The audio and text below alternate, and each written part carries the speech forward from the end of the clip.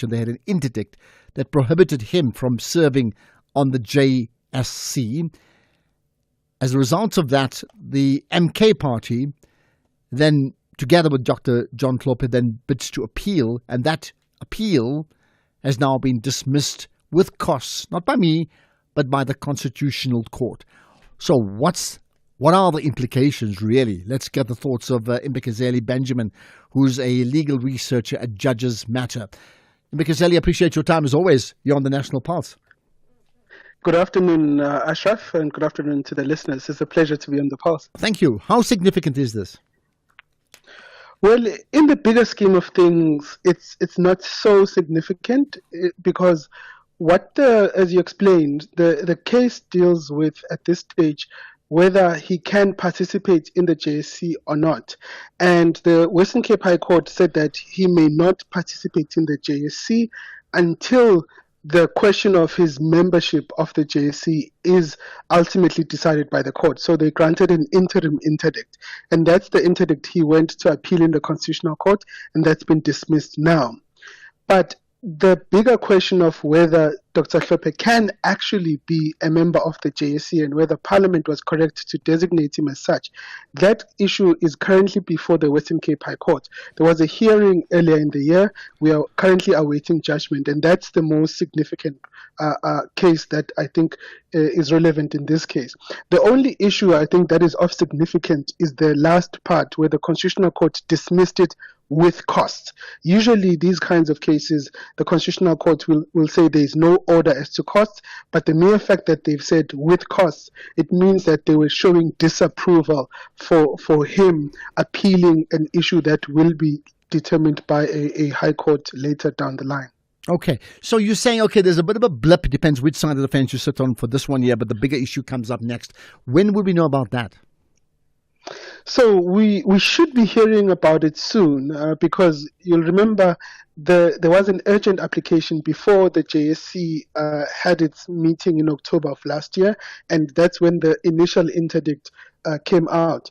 And then after that, there was another hearing, I think it was in late January, early February, where the full merits of the case were heard by a bench of 3 judges in the Western Cape High Court. And those judges have been, I think, dealing with the case for the last month or so, 6 weeks or so. And so we expect that in the next few weeks, in fact, we will get a final outcome on Dr. Hlophe's eligibility to be a member of the JSC and whether Parliament was correct, in fact, to designate him as a member of the JSC, knowing that they had been the ones that impeached him. Okay, because, that's the point. They impeached him, and the case now is that Parliament themselves, having impeached him, then got him appointed as onto the Judicial Service Commission. Why? It sounds obvious, but why is it important for him, as well as the MK party, for Dr. John Hlophe to actually serve as a member of the Judicial Service Commission? Well, look, I won't get into the politics of it because I'm not really good at politics. But from a legal perspective, the MK party argues very strongly that once Parliament took a decision to designate him as a member of the JSC, who comes from the MK party, then Parliament's decision should be respected in terms of the Constitution.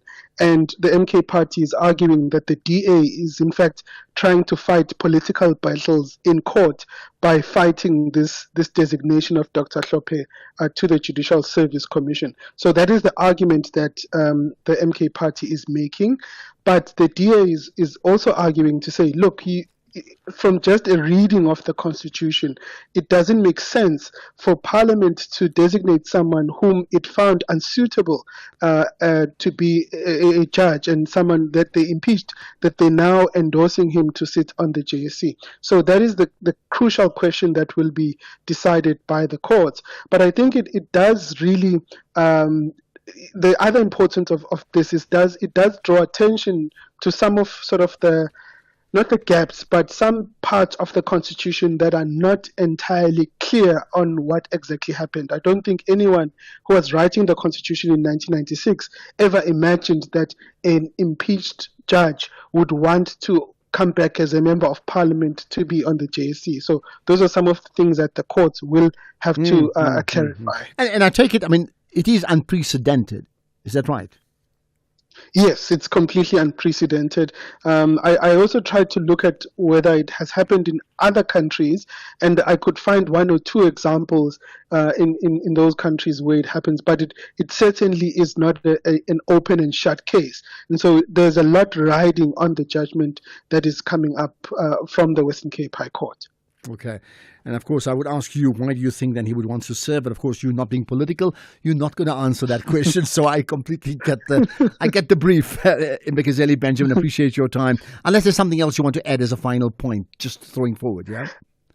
No, yes, just one last point, Ashraf. So one of the things that has been an issue that we have not, as a society, paid enough of, I think it's just the appointment of judges and how the JSE operates. But something that's coming up in the next couple of weeks is the appointment of magistrates, where the Magistrates Commission will be sitting to interview magistrates for appointments in the different places. And as a similar question about the composition of the Magistrates Commission, because at the same time that Parliament was designating Dr. Hlophe as a member of the JSE, they also designated Ms. Faith Muthambi as a member of the Magistrates Commission. So the implications of the Western Cape High Court judgment will also filter through to the Magistrates Commission as well.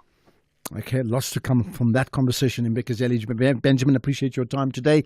Legal researcher, Judges Matter. Thanks for that. Right, it means it's open to you and your thoughts. What do you make of this? Perhaps, as Benjamin says, maybe no surprise on this one here, but I mean the overall issue and the position of both the MK Party and Dr. John Hlophe in terms of wanting him to serve on the Judicial Service Commission still remains. So what do you make of it? Let's get your thoughts, your comments on it. To call in 086 000 2032 and then WhatsApp 0614 104 107. Do also use social media. You can post on Facebook, but definitely if you're tweeting, you can go hashtag the National Pulse and then tweet SFM Radio, well, tag SFM Radio and do tag me, Ashraf Garda. Right, we're going to talk about issues in Mozambique in a moment. Makoti Down Products is a proudly South African family business, started more than 30 years ago with 12 geese and a piece of material. Makoti manufactures duvets, pillows, sleeping bags, and high-quality Egyptian cotton linen. Our down products are suitable for people with dust mite allergies and come with a lifelong guarantee. And we offer a nationwide cleaning service for all your feather and down products. Visit us at makoti.co.za or call us on 041 992 2395. For quality down, Makoti Down. The Blue Diamonds want to shine all the way from kickoff to the final whistle, while the Rockets plan to rock up with a strong winning mentality. This is the Hollywoodbet Super League. Experience the exciting battle between JVWFC and TS Galaxy Queens on Sunday 20 April at 2:30 p.m. Streaming live on SABC Plus and SABC Sport on DTT Channel 4. Proudly brought to you by SABC Sport. For the love of the game.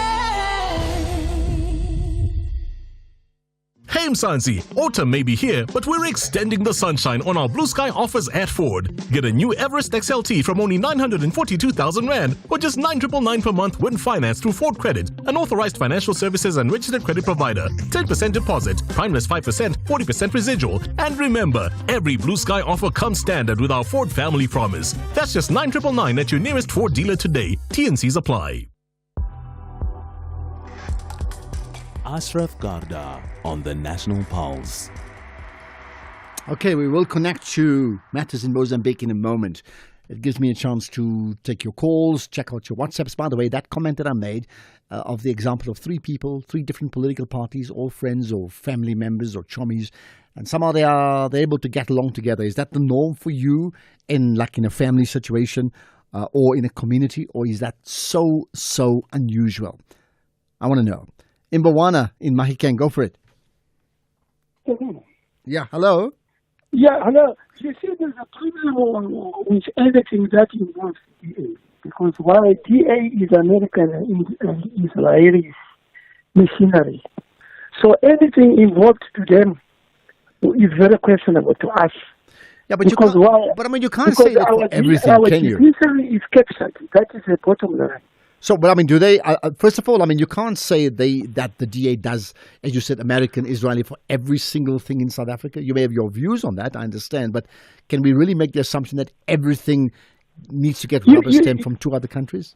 You see, there's a video by someone from Cape Town called Trevor Adams, when he was talking about how the Western Cape operating economically.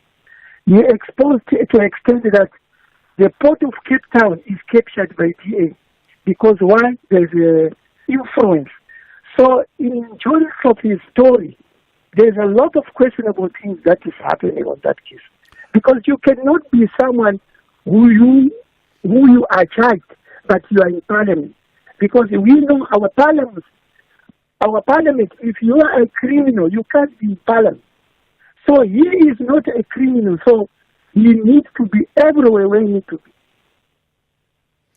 Okay, your line's not that great. We're going to leave it at that, Mbonwana. Let's get further comments. Arthur in Cape Town, go for it. Yes, Ashraf. Yeah, I feel yeah. I want to talk about Don Slope. I don't think it's such a big issue because in the old days it would have been a problem because Parliament was sovereign. Now Parliament may also make mistakes now. Parliament makes mistakes and the alarm bells are ringing. No, that's no good. Let's just see. Arthur, you still there? No, I think we've just lost Arthur. Okay, maybe time for another quick call before we connect to Mozambique. Or alternatively, let's do this. Let's pick up some of your thoughts via voice notes. And if you are doing so, please keep it 30 seconds. It really does help. Let me get to some of those voice notes. All right, there's one on Trump that I can just pick up here. Right, here we are. Ashraf, good afternoon, man. Flores here from the beautiful Western Cape. Ashraf, South Africans, we should not be crybabies over Donald Trump's tariffs. Our very own Mr. Cyril Ramaphosa said that Donald should keep his America and we'll keep our South Africa. So, yeah, Mr. President is taking the lead. Yeah. Have a good show. Bye-bye. Thank you. But did Ramaphosa actually say that? Did Ramaphosa say that? I'm not too sure. Maybe my mind just slipped by. I mean, I know what Robert Mugabe said a long time ago. I think I may have heard something like what Gwede Mantashe may have said, but did Ramaphosa actually say that? I think he did say we will not be bullied. We will not be bullied as a country without even referring to who may be doing the bullying. But if you know more than me, let me know. Let's get the full text out. I'll maybe get Keys to check it out too, or Temba too. Right, let's get to another. Good afternoon, Ashraf. Yeah, I've got an uncle called Terra. My uncle is a Sundowns fan. I'm a Chiefs fan. But we have taken a resolution not to talk about football whenever we are together because it becomes hectic. So me and him, we don't talk football whenever we are together. We can talk about something else, but football, me and him will always be in loggerheads. His name is Terra Solopia. Let's all East London. Let's swallow. Thank you for that. So isn't it interesting? Two people who both love football choose not to talk football because they support teams on the opposite side. Do we get a similar situation in politics? I mean, that's really what I'm interested in, more than the football example. Do you find that there are people in your street, in your community, in your family with different political party support, but you're very outspoken about it, and yet you somehow work a way to work together or talk to each other or don't talk to each other? Sydney in Acorn Hook, go for it, Sydney. Hey, Brother Ashraf, it's true, Sydney. Yep. You know, in Acorn Hook, Bushbuck. Yeah, I got that. Go for it. Yes, Brother Ashraf, I'm taking Comrade Oscar Premier of Eastern Cape. I want to intervene on that one. You want to intervene?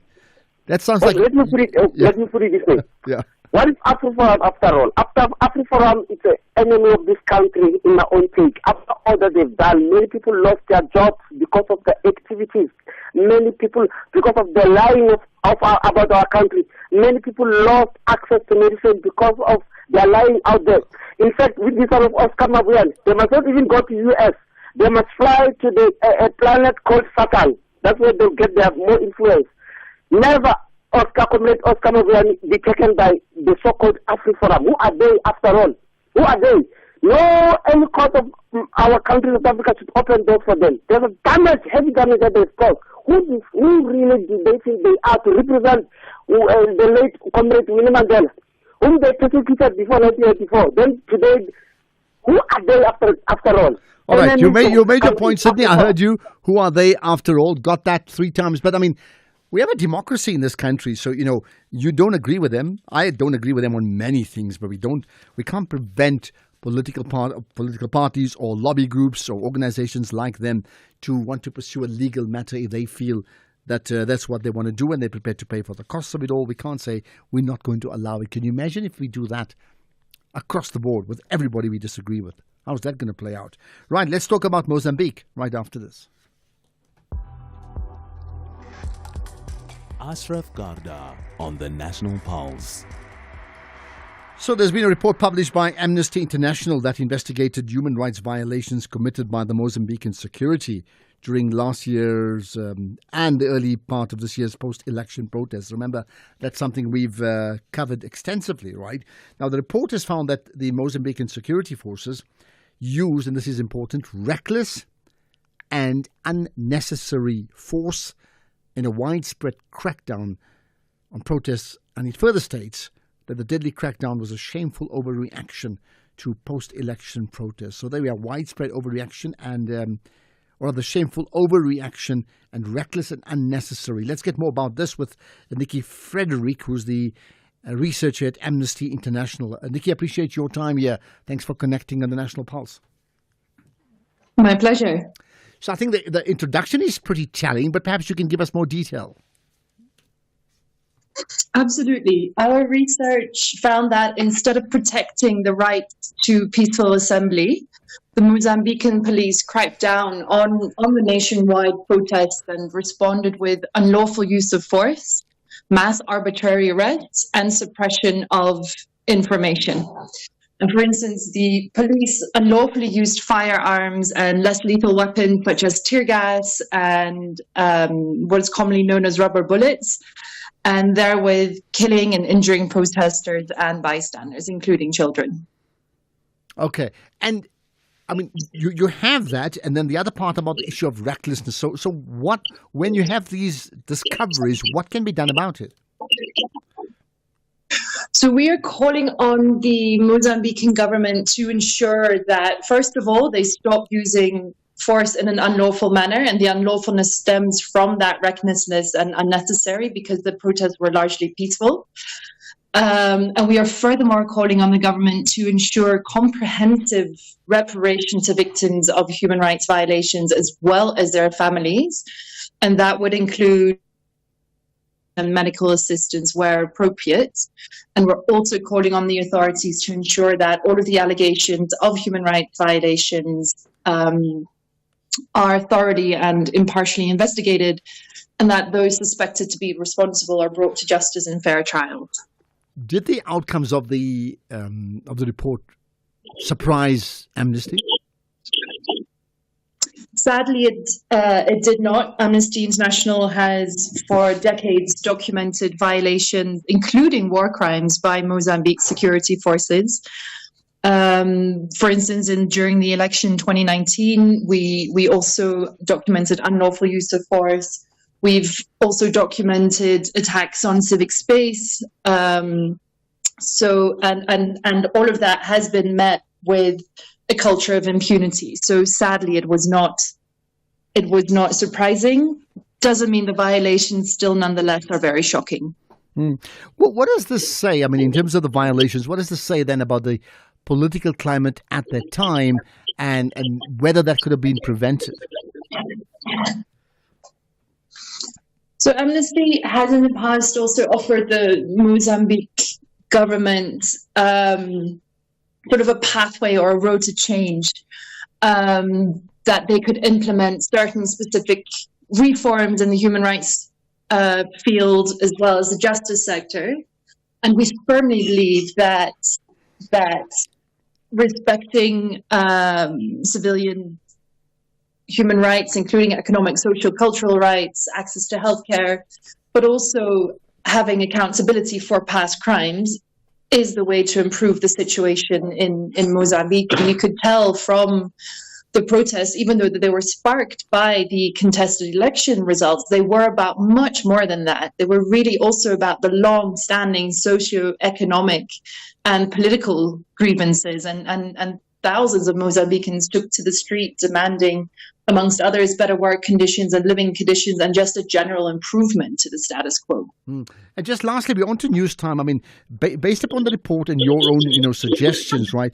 What's the position regarding bringing these perpetrators to justice? I mean, how far down the line are we on that? Not far enough. In early February, Mozambique's Attorney General announced the opening of over 600 criminal and civil cases in relation to all the incidents that resulted in death, bodily harm, or destruction of public or private property. He has, however, not announced any further details about the progress or the outcome of any investigation. So we are calling on him to ensure that this information is made public and that the investigations be done thoroughly and impartially. That's where we will leave it. Appreciate your time. Lots to reflect on that conversation with Nikki Frederick, the Amnesty International's researcher, reflecting on the goings-on in Mozambique around the time pre, post, and during that election there at the tail end of last year. Right, let's get the news headlines. Here's Rondella. Thank you, Ashraf. On the news headlines, some charges against Moruadi Choloda, who is accused number 17 in the asbestos roof removal case in the Free State High Court in Bloemfontein, have been withdrawn. SNK Premier Oscar Mabuyane has raised concerns over the controversial U.S. tariffs imposed on South Africa. Trump last week imposed a 30% duty on all goods imported from South Africa. Member states of the World Health Organization have agreed on the text of a legally binding treaty designed to strengthen global collaboration on the prevention, preparedness and response to future pandemics. A full update follows at the top of the hour. SAFM, guiding you through the rush hour traffic. Good afternoon. It's heavy coming out of Joburg through Midrand. We've got delays from Melrose, Caller Drive, Melrose, all the way through to about Samrand, including some delays approaching a crash around the New Road exit. R21 is heavy, queuing up towards the roadworks through Benoni exit down towards Pomona Road. If you're on the R21 approaching the airport, that is quite heavy. And a crash on the N3 north at Galooly, slowing traffic from Germiston. Durban, a major delay alert. If you're on the N2 south, a crash before Kwamashu Highway. Traffic backed heavily through the Gateway exit. And Cape Town today, a bit of pressure on the N2. Nelson Mandela Boulevard, slow leaving the city centre out through Hospital Bend, and there is some queues on that N7 Jakes Curvell Drive going into the roadworks just south of Four Trekker Road. With your traffic updates, I'm Rob Byrne. This is SAFM Sports with Tuming Kapele. Right, to me, let's talk about the junior box, right? And some significant opposition they have, yeah? Absolutely. A very good afternoon to you, Ashraf.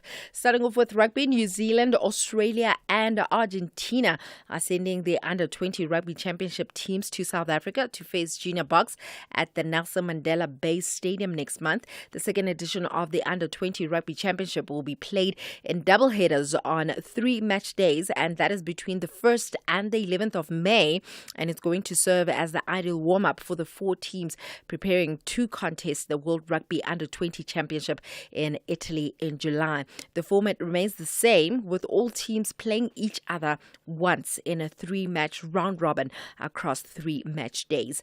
Elsewhere, Nolusindiso Boy will become the first South African woman to reach 50 test caps when the national senior women's team faced Spain. Captain Boy made her debut for the Bok woman 15 years ago against Kazakhstan and will receive her 50th cap on Saturday when she leads the team onto the Cambodia Rugby Amaras Palau in southern Spain. Now, by contrast, the Springboks' most capped player, Eben Etzebeth, began his career in 2012 and has thus far played 131 tests for the country. In football, Stellenbosch FC coach this is Steve Barker, has highlighted the maturity of his squad. This is following the narrow 1-0 win over Amazulu in the Betway Premiership last night. Now, the side from the Winelands returned to domestic action this week, having recently qualified for the semi-finals of the CAF Confederation Cup. But Barker was pleased that his team passed the test of character with flying colours. For me, winning a game like today after having qualified for the semi-final, coming back, playing on a Tuesday under difficult conditions was always a test of our character, a test of just what we need to do if we really want to continue to wanting to be at the top end of the table and be competing on different fronts, is to find different ways to win games. Today, obviously, with the bumpy pitch and the wind, didn't make it easy, so it was all about just grinding out the result. Still staying with football, Ruben Amorim has confirmed that Andre Onana will start for Manchester United against Lyon in the Europa League quarter-final second leg tomorrow.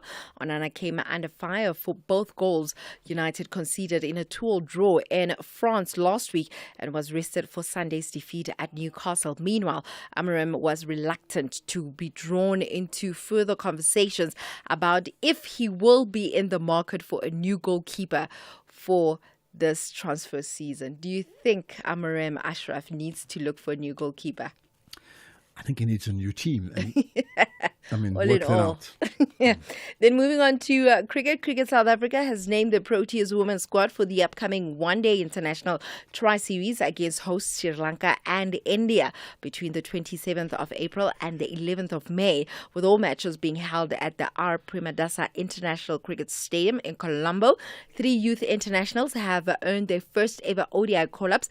SA Under-19 stars Karabo Meso and Seshni Naidu, who featured in this year's ICC Under-19 Women's T20 World Cup, will look to add their respective T20 international caps, and they are joined by uncapped all-rounder Miane Smith, who was travelling reserve at the last year's ICC Women's T20. Dolphins Nondumiso Shangaze also makes a return to the one-day squad for the first time since the Proteas Women tour to India in June last year, and Meso says that she's looking forward to testing herself against the best in the 50-over cricket. I feel really proud of myself. Like, compared to the previous years, that upcoming cricket, I think it's a really big step for me to see where my 50-over game is at. I think testing myself, playing against the best teams, I think that's really amazing in my career. Just seeing where I'm at with my 50-over mentality of cricket, I think that's really important. Well, I'll have more on other sports in the next hour, but Ashraf, I just feel like Amorim finds himself in a very difficult situation because, I mean, 1 week you're trying to rest this goalkeeper that has been facing all this criticism, and also you saw how he performed. Mm-hmm. And that week that you rest him, things just go even worse than you ever thought. So what do you do? Well, I mean, to be fair, it's not even one game. It's been a disastrous season. Yeah. I think at the moment, if United loses their Europa League game tomorrow night, right? Tomorrow. Yeah. The season's over anyway. Yeah. It's gone. It's their worst season ever in the Premier League, no matter what happens between now and the next, I think, 6 games they could have to play. And it doesn't say anything about the quality of the coach, right? Yeah, well, we discussed it yesterday. You know, I told you he's like a sevens rugby coach coaching a 15-man team. You know, once he becomes the coach for the 7-man team with a 7-side players, then we'll see what happens. You know, he'll stay. He will stay. I can't see them dumping him now, no matter what. Yeah. But next season for Man United is crucial. Absolutely. In their history. Yeah. Let's just hope they still stay in the Premier League. I'll have more in the next hour. football intelligence will be tested between the students, University of Johannesburg and Tshwane University of Technology. They are both eager to go an extra mile for victory. This is the Hollywood Bet Super League. Witness the Varsity Derby, UJ Ladies versus TUT Ladies on Sunday 20 April at 11:30 a.m. Streaming live on SABC Plus and SABC Sport on DTT Channel 4. Proudly brought to you by SABC Sport. For the love of the game. Night Talk with Oliver Dixon. When leaders need to account, we call on them. When society needs to debate, reflect, and advance, we're here to have the conversation. Join me, Oliver Dixon, on Night Talk every Monday to Thursday from 10 to 12 midnight.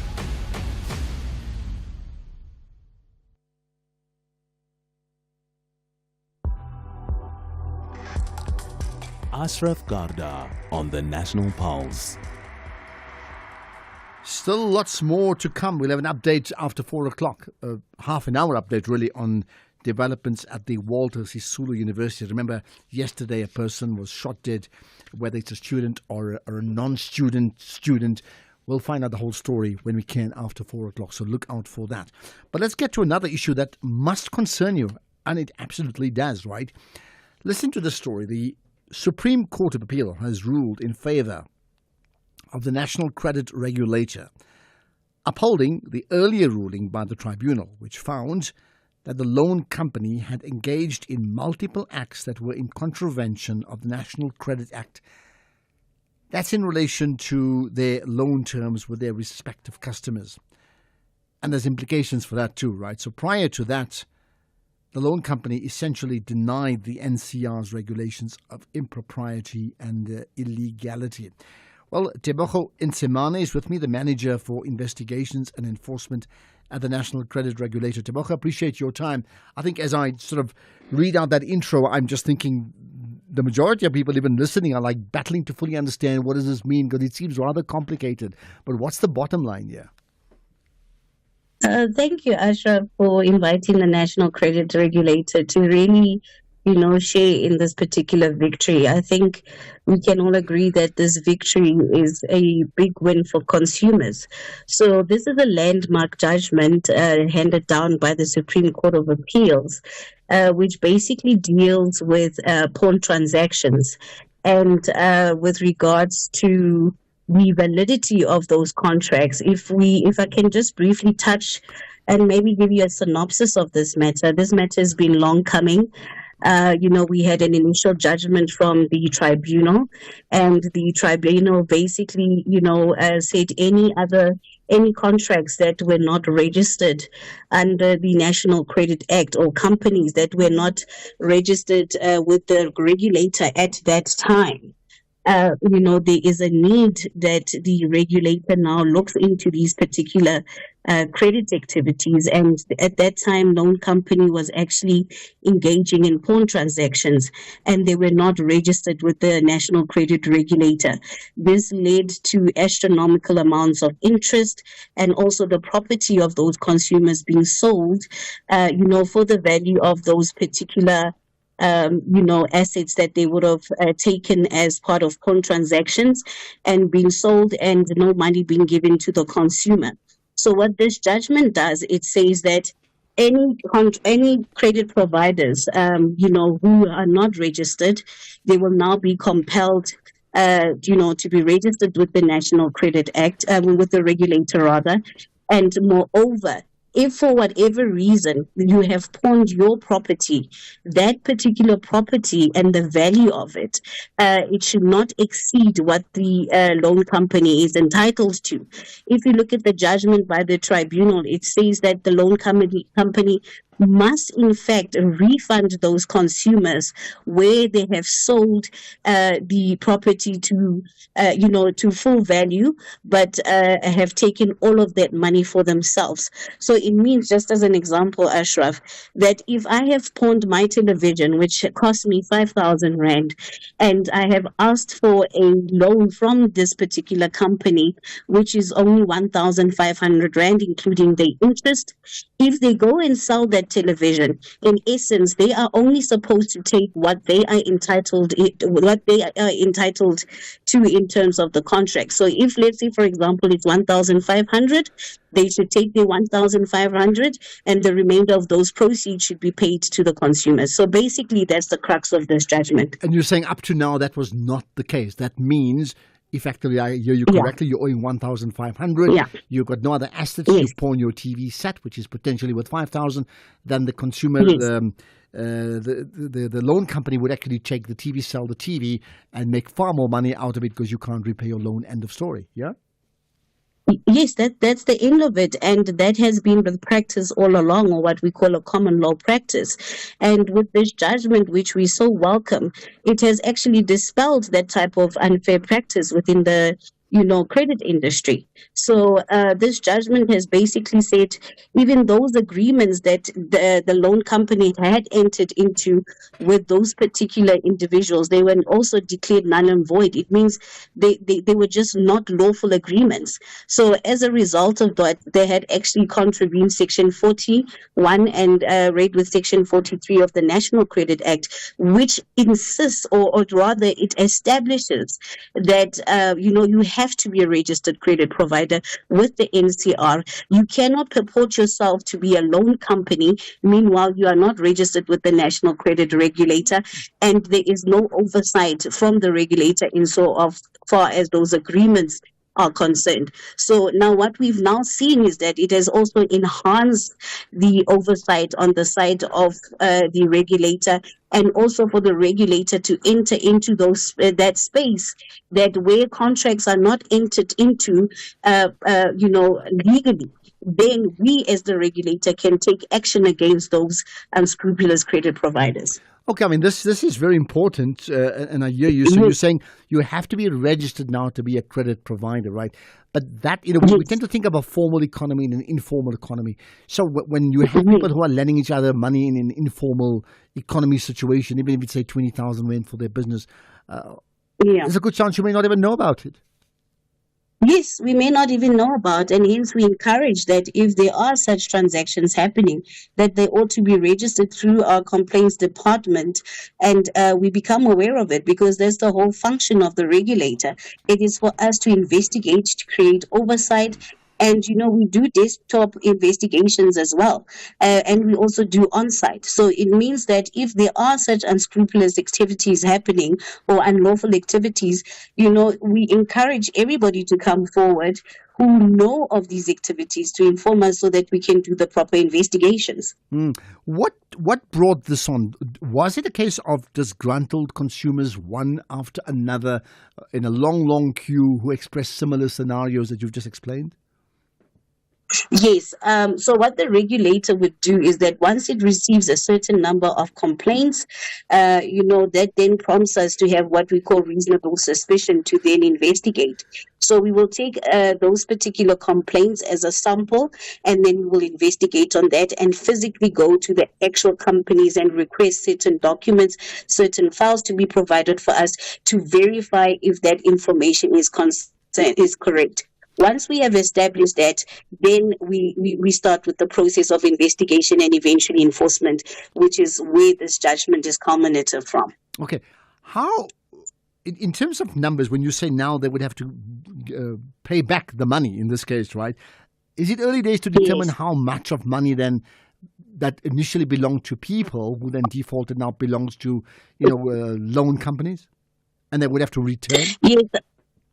Yes, Ashraf. So what we would do now in this instance, obviously with the judgment, is that we would have to look at the financials and also the contracts that were entered into at that time, and obviously do an audit of those particular credit agreements for us to be established what it is that needs to be paid back. So that's another process on its own that we now have to undertake with the regulator together with the loan company. So before I let you go, let me pick up one issue now. I want to know where this one fits in, right?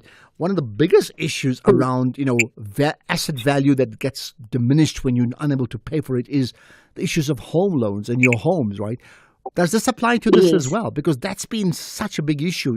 A person owes R1 million for a home. The home is worth 2 million rands. They only they're in arrears by 3 months or 4 months, it goes on to auction, and that's it. They lose their entire property. Is this covered? Yes, where a consumer is not satisfied with how the sale of a property has actually been conducted by the credit providers, you have the provisions within the National Credit Act, which is Section 127, read together with Section 128, which gives out a clear process flow on how it is that particular services or goods are to be sold. So the consumer can actually approach the tribunal. But moreover, Ashraf, if I have a mortgage bond, obviously there's going to be an agreement that I enter with the credit provider. Yeah. And in that particular credit agreement, it will show you or it will outline what the legal processes are in the event that you do default. And a consumer has got every single right to request a valuation report from the bank. And also, there is a High Court judgment that has actually capped or has insisted that the credit providers have a particular cap on how much they can sell for, and it should be disclosed to the consumer as well. And so I think with that judgment, it really does help. But I would then advise that if you're not happy with how it was done, you can approach the National Consumer Tribunal under Section 127 and 120, read with 128, and really just say, look, I'm not happy with how my goods were sold, and because now I'm sitting with a deficit or with, that I now have to service as a consumer. Okay, well, so bottom line. Yeah, bottom line to all this, Tebogo, is we thank you for your time.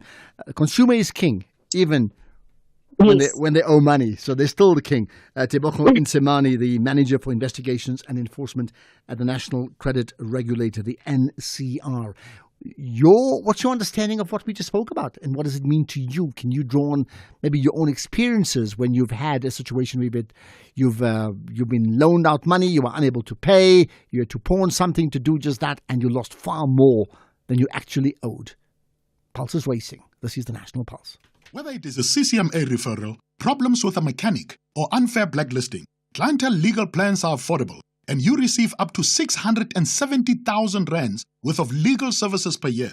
We cover civil, criminal, and labor-related matters. Our legal team will be your support 24 hours a day. SMS SAFM to 32195. That's SAFM to 32195. Clientele General is an authorized FSP and a licensed non-life insurer. T's and C's online. Standard rates apply. When your business expands, it's time to look for the kind of space that'll offer it more than square meters on a plan. At Dube Tradeport, we're a place for high-value manufacturing, efficient air cargo logistics, and advanced future farming technology. Doesn't that sound like a place where your business can take shape? If so, move your business to Dube Tradeport and grow beyond potential. The Toffees want to convert pressure to pleasure by claiming maximum points against the reigning champions. To put Everton level, he certainly does. No mistake. Beautifully done by Iliman Ndiaye. But the citizens are not interested in any outcome but victory. And there's Grealish, and inside 2 minutes, City are in front.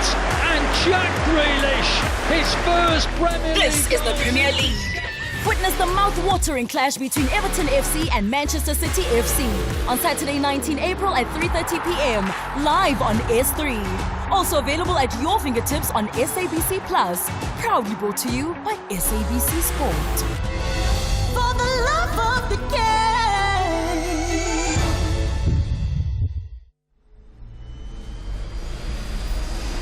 Switch to stream with SABC Plus. No subscription fees. Stream anywhere, anytime.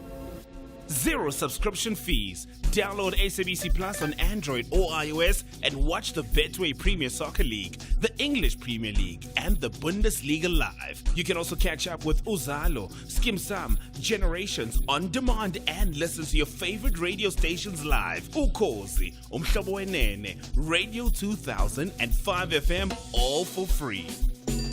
Switch to stream with SABC Plus now. No subscription fees. Stream anywhere, anytime with SABC Plus.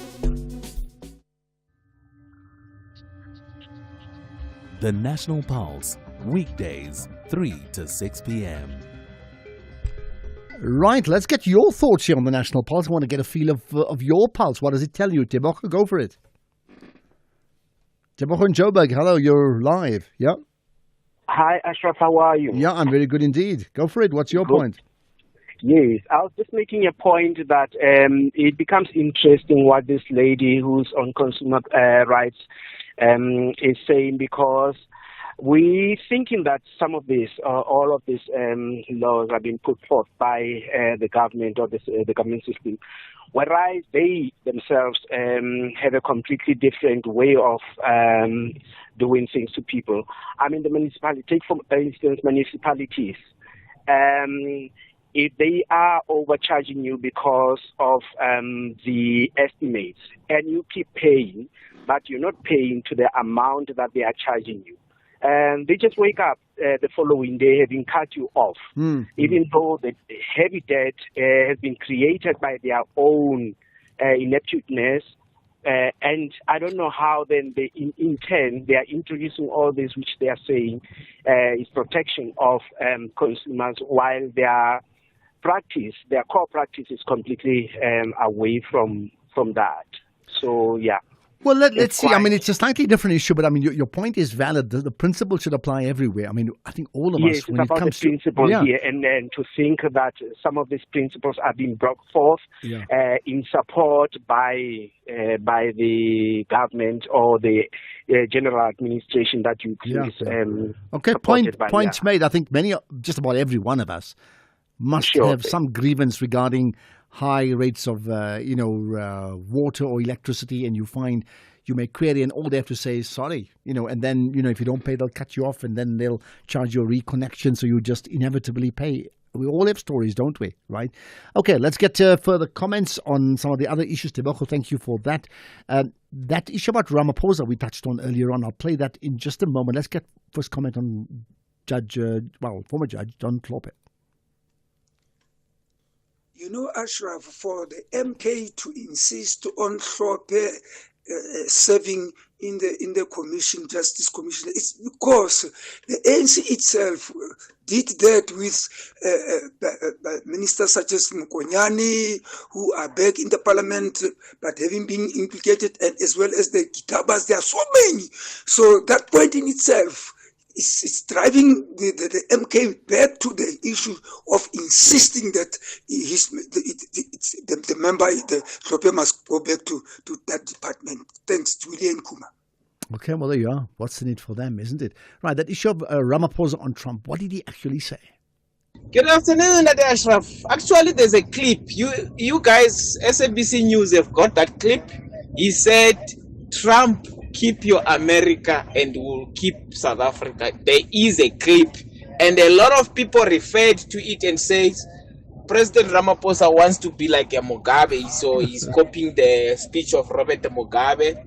So yes, there is a clip, and that Ashraf. And in my family, we have got Kaizer Chiefs and we have got Mamelodi Sundowns.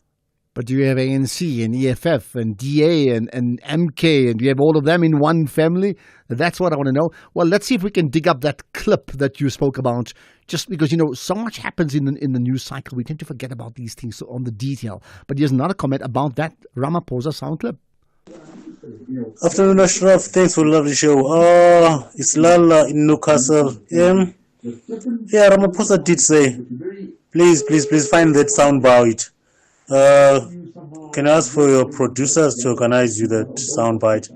He said Trump can keep his America, I will keep my South Africa. He even said they annexed the America from the Mexicans. He said he also took land from the Mexicans, his forefathers. Please look for the note, please, there for that voice clip. Thank you. That must have been the day he must have been very, very angry as far as I'm concerned. Okay, so let's do this. I mean, you've asked. Actually, Keys will sort it out. We're going to play the clip. We're going to do it.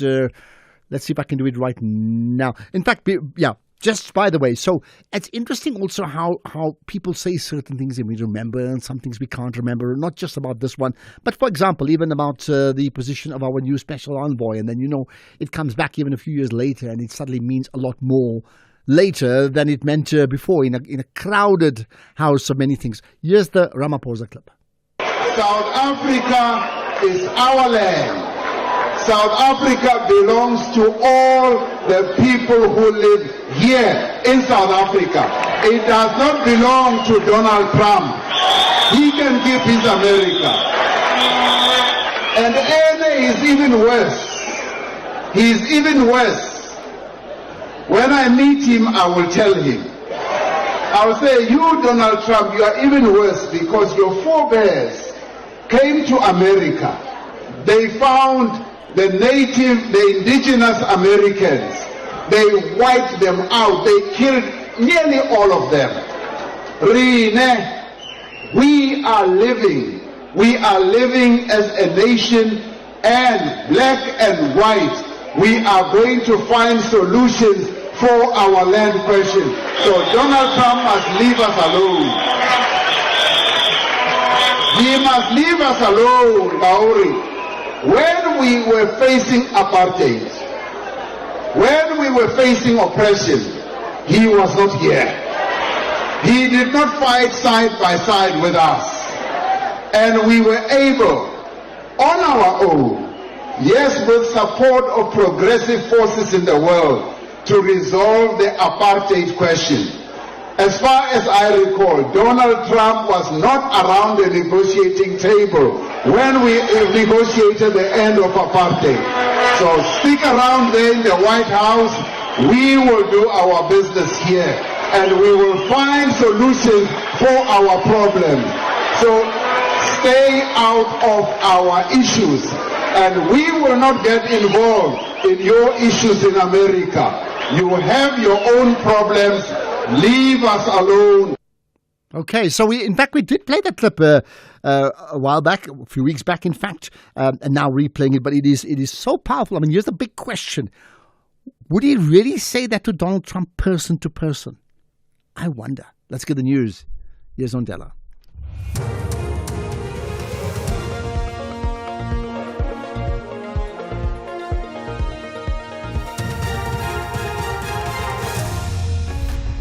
Thank you, Ashraf. Top stories at this hour. Jonas will not be replaced as special envoy to the U.S. and some charges dropped against Charlotte in asbestos case. For SAFM News, I am Ondela Mbana and a very good afternoon. President Cyril Ramaphosa will not be replacing veteran Mcebisi Jonas as special envoy to the U.S. This after the former Deputy Minister of Finance labeled American President Donald Trump as a racist and homophobe in 2020 after Joe Biden won the American presidential race. Presidential spokesperson Vincent Magwenya says comments made by Jonas about Trump were made in his personal capacity and that political issues such as the tariff situation should be kept separate from personal opinions. And so we believe that President Trump and members of his administration will have an appreciation that in politics things do get said, but that doesn't mean that people are beholden to those positions. Equally, unkind remarks have been said about the African continent by President Trump, and there's no African leader that holds those comments against him. There's a sense that everybody wants to move forward positively and constructively in terms of the relationship with the United States. Eastern Cape Premier Oscar Mabuyane has raised concerns over the controversial U.S. tariffs imposed on South Africa. Trump last week imposed a 30% duty on all goods imported from South Africa. Mabuyane says the U.S. tariffs are posing a threat on the province's automotive sector. He raised the issue as he briefed President Cyril Ramaphosa and other government ministers while on a 2-day oversight visit to the Eastern Cape. Mabuyane says he's beginning to receive distressing calls from the sector. This issue of tariffs, Mr. President, is really going to be a serious pinch from where we are seated. I know this morning I had a worrying message from the CEO of Mercedes-Benz for a meeting that he would want to have and couldn't hide it. that the issue is about tariffs and how do we look at it from that point. So clearly, it's an issue that collectively, as a country, we must begin to think hard as we are doing the same with regard to health, with the withdrawal of the support that we've been having from PEPFAR and others. Some charges against Muruadi Choloda, who is accused number 17 in the asbestos roof removal case in the Free State High Court in Bloemfontein, have been withdrawn. In her plea, Choloda emphasized that the court has no jurisdiction to put her on trial and pleaded not guilty to all charges leveled against her. Choloda is accused, among others, of being responsible for fraudulently accepting and making payments between her former boss, Ace Magashule, and the slain director of Diamond Hill Trading, Pikolumzi Mpambani. The Road Traffic Management Corporation has warned illegal public transport operators against taking advantage of increased demand for transport this Easter long weekend. The RTMC says law enforcement authorities will be out in large numbers to ensure compliance with road safety regulations. This comes as travelers head to various holiday destinations and places of worship this long weekend. Traffic volumes are expected to peak from tomorrow afternoon. RTMC spokesperson Simon Zwane. Operators must also respect regulations pertaining to the routes that they may use and should not be tempted to travel to routes for which they have no permission, because vehicles that do that will be impounded. Member states of the World Health Organization have agreed on the text of a legally binding treaty designed to strengthen global collaboration on the prevention, preparedness and response to future pandemics. The agreement is the culmination of years of negotiations following the COVID-19 outbreak. The BBC's Imogen Fox has the details. The new treaty should ensure the world is notified immediately about emerging viruses so that governments can prepare and scientists can work quickly to develop treatments and vaccines. Countries also approved technology transfer to poorer countries as long as it was mutually agreed. This clause was tricky. Developing countries are still angry at the way wealthy nations bought up vaccines during COVID-19, while countries with big pharmaceutical industries fear mandatory transfers might undermine research and development. Recapping the top story, President Cyril Ramaphosa will not be replacing veteran Mcebisi Jonas as special envoy to the U.S. I am Ondelambana for SAFM News. Headlines at 4:30. And coming up in your sports this hour, Orlando Pirates explains decision behind moving their CAF Champions League first leg semi-final against the Pyramids to FNB Stadium. Springbok Women's Sevens through to the HSBC Sevens LA playoff, and Rune and Phils reach Barcelona Open quarterfinals. More details at 4:30. SAFM, guiding you through the rush hour traffic. Well, some heavy delays building along Joburg's N3 corridor. Crash scenes northbound at Giluli, so delays from Cement Factory, and a crash southbound at Heldene, so delays going south through Giluli's interchange. Both sides of the N3 jam solid through that Bedford View area. N1 south down to William Mandela, quite slow from Ravonia. N1 north busy between Buccleuch and around about Olifantsfontein exit. Pretoria looking okay today. There was some big roadworks on the N1 south of the R21 earlier. That has all been lifted and cleared up. Now, if you're driving into Durban from the airport, we've had this collision scene between Gateway and Kwamashu. It is still there, still being attended to. It's in the roadworks, of course. So the N2 southbacks just after Sabaya through Gateway towards that crash scene. If you're just leaving the airport, you might want to scoot down the M4, the Roos First Highway, as your alternative route. Pietermaritzburg, Camperdown looks okay. There was some big delays and dramas there across the course of the day, but it's all normalised now. And if you're coming out of Cape Town, the Nelson Mandela Boulevard exit from the CBD, fairly heavy out to Hospital Bend. The M3 inbound from UCT is queuing to get into Hospital Bend area as well, and the M5 sitting currently from the Kuberg interchange through Maitland all the way to about Racecourse Road in the Kenilworth area. With your traffic update, I'm Rob Byrne. Stay safe on the roads. SAFM is with you. Pressure keeps mounting and the thirst for maximum points has drastically increased. FC Union Berlin and VfB Stuttgart are in a tense battle for victory. This is the Bundesliga. Football as it's meant to be. Do not miss out on FC Union Berlin versus VfB Stuttgart on Saturday, 19 April at 6:30 p.m. Streaming live on SABC Plus and SABC Sport on DTT Channel 4. Proudly brought to you by SABC Sport. For the love of the game.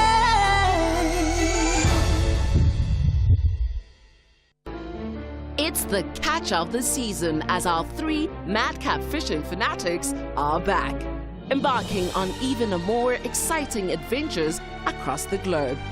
Get ready for bigger fish, bigger laughs, and more extreme destinations in a series packed with adrenaline-fueled fishing antics and plenty of friendly rivalry. Fishing Impossible Season 2, Fridays at 10 p.m. only on S3. Open up.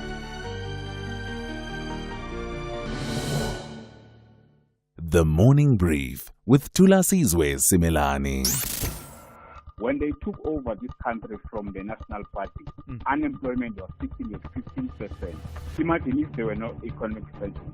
Unemployment would be around 6%. But there was unemployment measured within which segment of the population, Mandla? Because remember, it was segmented and fragmented, and there were portions of the population that were deliberately left out of the economy. Deliberately. Thulasizwe, you must stop being the spokesperson of this ANC tax. I could never be. Unemployment now. I could never be. Unemployment. Mandla, I'm engaging you. I could never be the spokesperson of these people. You don't engage these ANC tax. You don't engage them. Mandla. Yes. Unless you want to speak and then I don't engage you, none of us benefits when that happens. This is Thulasizwe Simelane on the Morning Brief. The National Pulse with Ashraf Garda on SAFM. You're listening to the National Pulse, weekdays 3 to 6 p.m. So that clip from Ramaphosa is so powerful. It really is incredibly powerful. He's speaking to an audience who are very, very supportive of every point he made. Now, you must know this, I'm certainly no fan of Donald Trump. I made the point yesterday that for a man who wants to win the Nobel Peace Prize, he's trying to break up countries piece by piece. I'm not a fan of his at all. But I'm just wondering whether Ramaphosa's point to an audience in South Africa, drumming up support, that sort of rebel-rousing would have the same impact as he said, when I see him. And whether that when I see him, will it be in Washington at the White House, or will Trump actually come to South Africa at the G20 summit, something that he's alluded to, he may not even come anyway. Can you imagine the tone when they actually meet face to face? Let's play that clip then, when they do, right? Let's talk about this issue that we touched on yesterday, the tragic story of one person being killed at the Walter Sisulu University. So you remember yesterday we spoke to the police in the Eastern Cape, getting some feedback from the brigadier. We should be chatting to the SRC representative shortly. But let's do this, right? In fact, we do have Amanda Dlamini now with us, the member of the Student Representative Council at Walter Sisulu University. Amanda, I appreciate your time. You're on the National Pulse. Hello. Hello, how are you? I'm very good indeed, right? Now, what we're going to do, let's do this, right? As part of, before we talk to you, right, let's just get a response from the Vice-Chancellor's office at the Walter Sisulu University, and that's Indiak Kholwa Ngulu, who spoke to SABC News about the shooting, and this is what he had to say. What we know as of this time is that in the early hours of this morning, students gathered, I will use the word gathered, or were mobilized to go to the residence manager's house, meaning the house where the staff stays in. There is no communique or memorandum that have came to the management prior saying what have happened.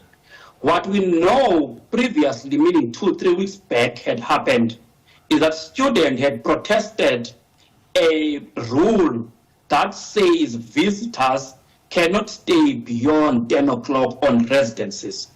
And students wanted their partners in particular to sleep over the whole night. And the university has not agreed that this rule must be relaxed. And this rule is being implemented across the 4 campuses of Walter Sisulu. And in Mthatha, if you remember, 2-3 weeks ago, we had the incident where students were protesting about this rule and where students then assaulted the first-year students who were not joining this protest. So to our knowledge, this was a build-up from that moment to the moment where students then went to the residence of this staff member. And when they were there, what we can confirm, a staff member was attacked, a shooting had happened. What we don't know is where the shooting came from, but what we know is 2 of our students were injured and were released from the hospital, and a 3rd person who is not a student was then succumbed to fatal of that shooting. So that is what we know up to this point. Okay, so when it comes then to this protest, because we do see that a statement from the police, right, the provincial commissioner speaks about the fact that they were going to confront the residence manager about the poor state of their residents. So is it a poor state of residence, or is it a rule not to have partners sleep over? It is lucky for me that there is a going around video shot by one of the newsroom where an SRC spoke for themselves. They are saying they are protesting the rules of the residents. Okay. Our residents, majority are renovated. So what we know, and 2 weeks back, I can share the communique, the Vice Chancellor and the management also spoke about students who were beating students, which was in official media, about this rule that they are protesting. So it's not the state of residences. It is the rule that at 10 o'clock, people who don't stay in residences must vacate and go back where they come from. They can't sleep over. That's what we know has been a ball of contention. All right. You speak about not being sure where the shooting came from. The students are alleging that it was the residence manager. I'm sure you've seen in what has been, the videos that have been going around and what they've been saying as well. So have you as a university engaged the residence manager and get his side of the story to say, are these allegations true or not? So far, we have not yet done the verification of the shooting being true or false. What we have done, when the police came in to rescue the person and the family, they then took the person to the police station to open or write the statements of what, according to him, have happened in that space. Secondly, the Vice Chancellor has instituted an external investigation that must uncover what happened in that incident, both from the staff and the students who were there, which will then bring to us what really transpired in that space. Because what we can see from the videos and from the report which we have already received, it's that there was an attack. Police confirmed that a spouse suffered an incident in the head, a car was burnt, a student was shot, and someone had died. We don't know how all those happened. So we are putting an investigation to make sure we get those facts that happened in that space. The person who died, there are conflicting reports. Students are saying that this was in fact a student at the university who possibly may have been financially excluded, but others are saying, no, this was not a student at the university. Which is it? What we can confirm for sure as of today, the person who has succumbed to that shooting was not a university student. What we mean by that is that Walter Sisulu registration for 2025 has since closed, and anyone who's not a student at the time it's closing is then not a Walter Sisulu student at this moment. Okay, lots to reflect on that conversation by the Director of Special Projects in the Vice Chancellor's Office speaking on SABC News. Now, we should be chatting to Amanda Dlamini from the SRC at Walter Sisulu University. As you know, she's been holding, but I think we've just lost her for a moment or two. We'll try and reconnect with her as soon as I get that. But it does mean maybe a chance for you to give your thoughts, your comments on some of the issues that so far today have driven the national pulse, and remember, there was someone who alluded to the issues of Oscar Mabuyane early on. Let's talk about that. Hey, afternoon, Ashraf Yanga in the Val. You know, Ashraf, Oscar Mabuyane, you know, the Premier of the Eastern Cape, now he's concerned about, you know, Mercedes-Benz with regard to Trump's tariffs. I mean, for goodness sake, you know, our people in the province in 2025, you can believe, Ashraf, in many of the villages have no access to water, you know, a basic thing. He seemingly don't care about that. He's telling us about Mercedes-Benz and the CEO. I mean, for goodness sake, children are swimming with crocodiles to access schools. He's not bothered about that, honestly. You think he's not bothered? I mean, you convinced about that? Okay, here's another. I as not man Captain what raised my pulse to the roof. Black boil is that for 2 days now is a 2-day visit of the president to Gqeberha. You know, nothing's going to happen. The corruption is going to continue. This mismanagement is going to continue. Nobody was held accountable. If he was a president who cared for the people of Gqeberha, Eastern Cape, he would have made an example and fire the premier, fire the mayor, fire those officials that is doing nothing. That is usual. You know, it's just words, and he's going to leave. I mean, the people of Gqeberha is complaining about traffic cops. It's all over the place. Crime was zero. There was all over the place with law enforcement. But nothing will happen now once he leaves. It's a disgrace, man.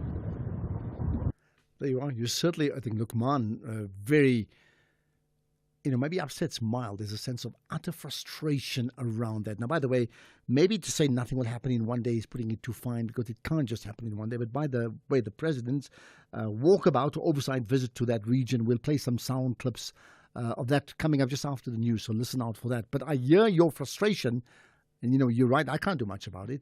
And it does get your pulse, your pulses racing. And the question is for all of us, we have our own issues. What happens next, isn't it? I'll take some further comments right after this. At Henley Business School Africa, we know every MBA promises career growth, but we take you further. With the only international MBA qualification in South Africa, Henley opens doors across the globe. Join a network that The Economist ranked #1 in the world for alumni potential. 100,000 leaders in 155 countries ready to connect with you. The Henley MBA isn't just about building your career, it's about unlocking your confidence and capability on a global scale. Visit henleysa.ac.za. Rise and shine every weekday morning on Expresso. Now, whether it's a motivational Monday or even a Health Tuesday, this is the best way to start your day. Let our trending tech keep you ahead of the curve. Join us online and vote in our fashion poll. Elevate your cooking skills every Wednesday. It's the best and morning entertainment. So wake up with us. 6 to 9 a.m. on S3. Cheers.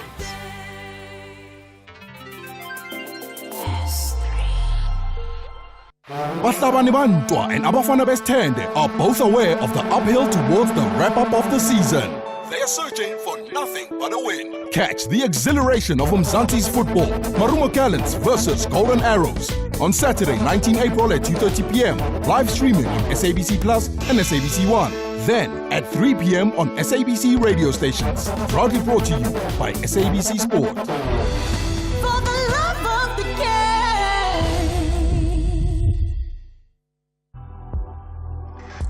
You are listening to the National Pulse with Ashraf Garda. I just found out that today is World Voice Day. The power of your voice. World Voice Day. We should be chatting to Amanda Dlamini now. You know, she was going to speak to us, but then the minister just arrived on campus, so now they are, I understand, engaging with them, and hopefully we will chat to a representative from the SRC, maybe in about 45, 50 minutes time or so, right? But let's get, again, to some of your comments. And I did ask that other general question about, do you come from a family of, different political party persuasions in one family, in one home, or in one street, and you all wear your political party T-shirts, but you differ totally. But somehow or the other, you survive and you live together. Ashraf, good afternoon. It's Mumiso from Waterfall in KZN. I understand that guy who says him and his uncle, they support teams from well, they're both soccer fans, but when they're together, they don't talk about it because they are from opposite teams. I have a similar situation, but it's with respect to religion and tradition. So I'm an agnostic atheist, and my wife is leaning towards ancestral beliefs and all that. So in my household, unfortunately, we don't talk about that because we're always going to have a disagreement and things that we don't agree with. So we just speak about other things. That's why we completely leave out. Okay, and I wonder, do you have children, and how does that change when you have children? Because there's a natural tendency for all of us, in fact, to want to grow up our children the way that you think is right. So if you're on one side, that's easy, but if you're not, what happens then, right? More on the Ramaphosa soundbite. Afternoon, Ashraf. Thanks for a lovely show. It's Lala in Newcastle. Yeah, Ramaphosa did say, please find that soundbite. Can I ask for your producers to organize you that soundbite? He said Trump can keep his America, I will keep my South Africa. He even said they annexed the America from the Mexicans. He said he also took land from the Mexicans, his forefathers. Please look for the note, please, there for that voice clip. Thank you. Okay, in fact, we have played this clip already, and we have played the actual soundbite. So I think we've got it. Let me just sort that out. It somehow didn't delete earlier on. Let's do that. Yeah. Okay. Let's get right. So there's been developments regarding Ace Magashule. Right. With me is Masiteng Makhala, who's the SABC News reporter in the Free State covering that story. Remember, he appeared in court today. So Masiteng, appreciate your time. You're live on the National Pulse. Thank you very much, Michelle. Okay, significant day. Ace Magashule in court. What happened? Today, we were still proceeding, of course, with all the accused still pleading to the charges that they are facing. And we went all the way, of course, to Ace Magashule, who is accused 13. And he didn't want them to go through all the charges against him. Of course, he just said that he is pleading not guilty, as he has already done in public, and he's doing it again in court. And then while we were still on him, I think after his lawyer had addressed the judge, he also raised his hand again. And then judge gave him permission to speak. Of course, then he said he just wanted to ask clarity a question where he said, is this case about state versus Magashule and others, or is it state versus Mthimisi, Mokgesi and others? And then the judge did respond, of course, to say officially this case obviously it is state versus Mokgesi and others, because Mokgesi, if you remember, that is the first accused. But this, of course, I've had him yesterday just off record while he was moving around, when he was saying they're making this case as if it's about me, but it's not even about me. They're even saying state versus Magashule and others when they're supposed to say Mokgesi, of course, and others. But it went ahead, of course, with the lawyer of Ace Magashule, because he's also representing Saudi as well. He did submit the documentation after both of them pleaded. Of course, just indicating and also reminding the court. You would remember at some point they did challenge the legality of their cases, where they were saying that they are premised on what came out on State Capture Commission, and also reminding the court, of course, of the regulations that appeared there on State Capture Commission, that the evidence that came out there will not be admissible at court. So those are some of the details that were then submitted as one of the annexures that will, of course, be revisited at some point during the trial. But the interesting part then came when we had to listen to the pleading of accused 17, which is the former PA to Ace Magashule, then when he was Premier of the Free State, Murali Choroda, who then, unlike other accused who were now just saying that the court doesn't have to go through all the counts of charges, because they can go as far as more than 90 charges, where they read the charge and then you have to plead, and then they read another one, then you have to plead. With other accused today, they just opted to just say, I'm pleading not guilty to all of the charges, and I understand them. Of course, they've been read before, and I've also seen the indictment. But with Moradi Cholota, it was a different story. She actually said, can you please read the charges before she can plead. And to all of them, of course, she pleaded not guilty. But every time she pleaded, she was saying pleaded not guilty, but also to say that this court does not have jurisdiction.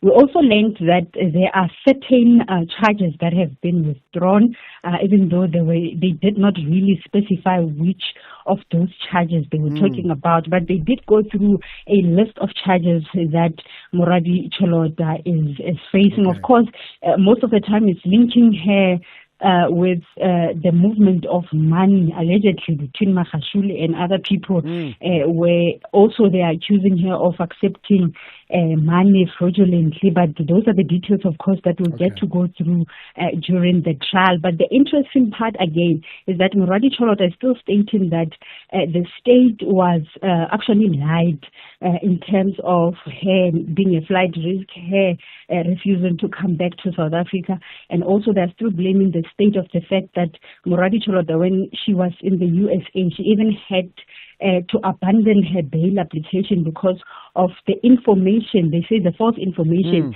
that the state had given the U.S. authorities, because they did not do any investigation. They just relied on the information they were provided by the state. Okay, well, thanks so for a lot that. Really came up. Lots indeed there. Thanks for that update. Masiteng Makhala, the SABC News reporter, covering effectively the Ace Magashule story, isn't it? I tell you what, before I get to the news headlines, so I'm looking at a poster, and the poster's got a picture of a lady wearing a burgundy jacket, and I love burgundy colours, a very serious look with very clear spectacles, and then it says Tuesday, 9 p.m, and then it says Cutting Edge.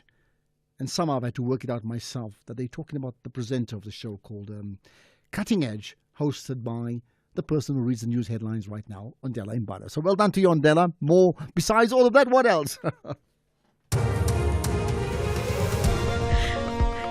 Thank you so much, Ashraf. In the news headlines, President Cyril Ramaphosa will not be replacing veteran Mcebisi Jonas as special envoy to the U.S. This after the former Deputy Minister of Finance labeled American President Donald Trump as a racist and homophobe in 2020 after Joe Biden won the American presidential race.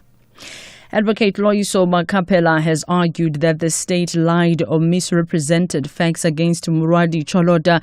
Makapela has told the Free State High Court that the state lied that Cholota was a fugitive and refusing to return to South Africa. And the White House has said that the import duties on Chinese goods have been increased to 245%.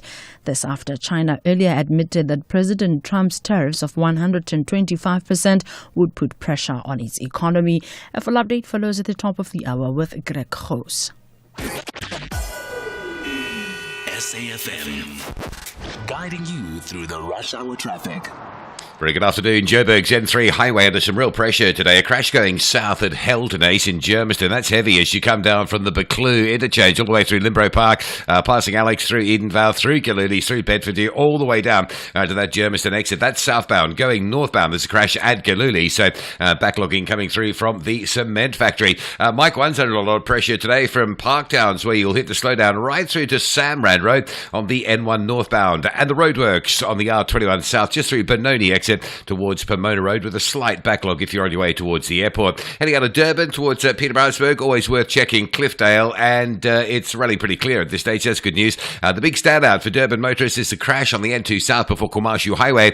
Traffic backed heavily beyond Gateway and back towards Sabaya. If you're leaving the airport or coming in from Belito, Kwaitakusa side, just use the M4, the Roots First Highway. Get a good clear run straight through to central Durban.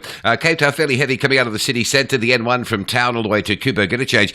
Inbound northbound on the N1, it's pretty heavy as well from around about the N7 passing Century City and towards the Kuberg interchange. That's heavy. And there was a massive snarl up last night going into Tableview with an obstruction on Gee Road or on Bloberg Road towards Gee Road. None of that this afternoon. Kuberg Road onto Bloberg Road into Tableview, flowing normally. With your traffic update, I'm Rob Byrne.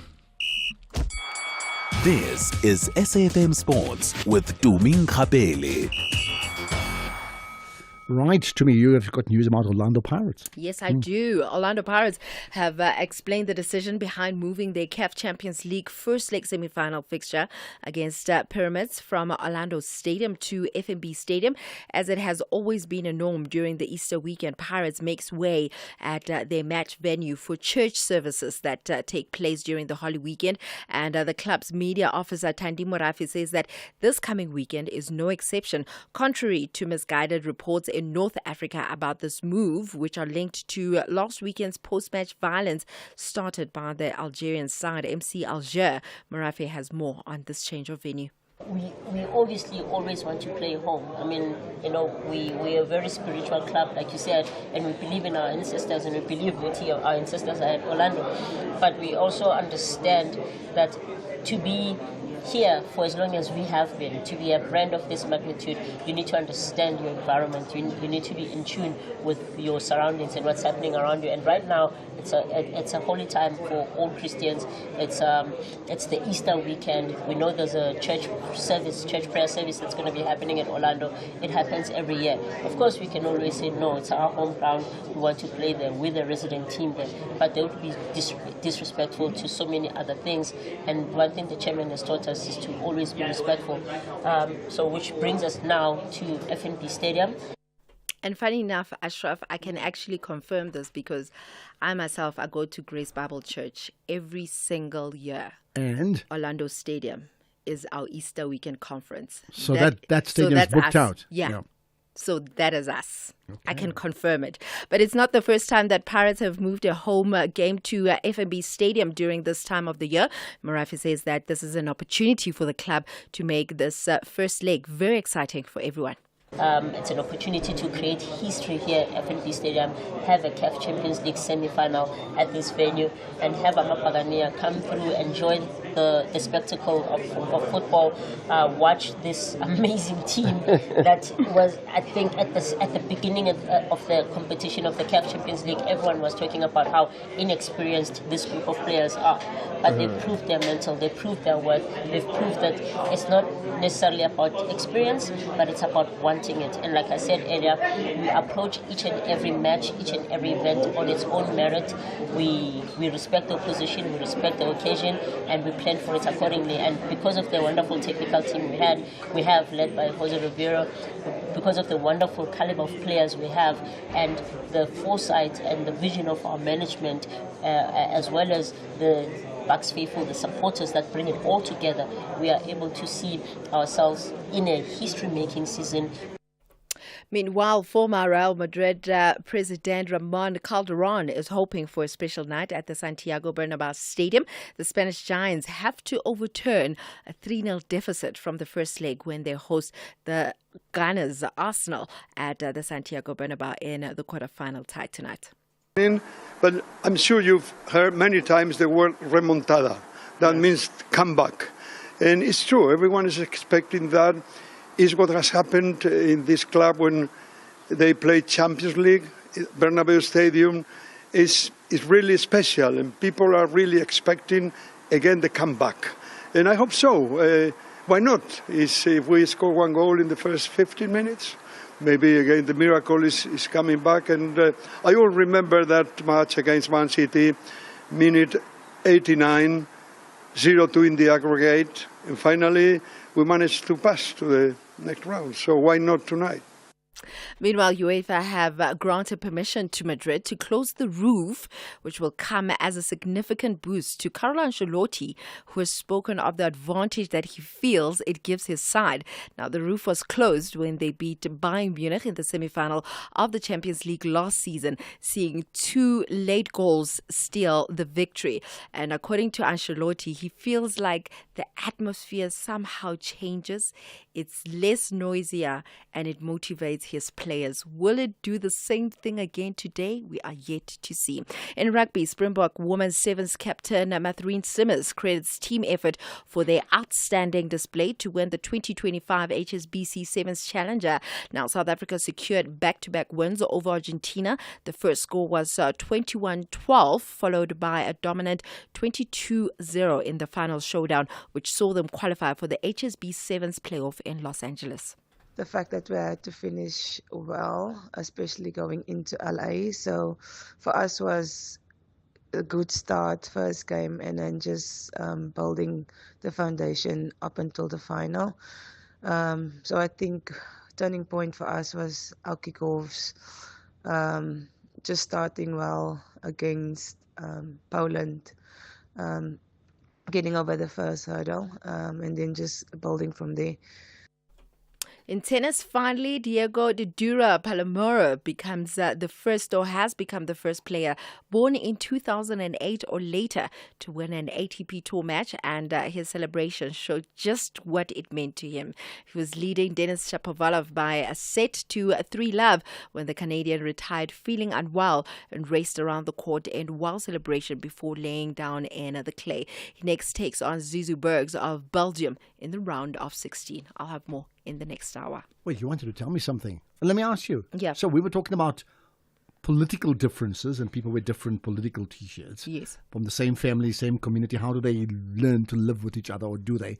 And I gave some sporting examples too. So which one are you going to give me? The sporting or the political example? There's no way that I cannot give you a sporting example. With me in my household, my husband is a Manchester City fan. I don't know if I should actually give this. Well, you said I'm with no, not Middlesbrough. No, I don't. But anyway, I'm Manchester United. Yeah. He's a Real Madrid. I'm a Real Madrid fan. He's a Barcelona fan, and we get along just fine. Even though we get in really very, I don't know if I say hectic conversations Robust about debates. robust debates about our teams, but it makes it even more interesting, especially when our teams are like up against each other. Okay, you know, the most interesting thing you said is what you left out. You did not give a South African example, and I think the reasons for that are pretty obvious. So don't go there. We'll talk more in an hour.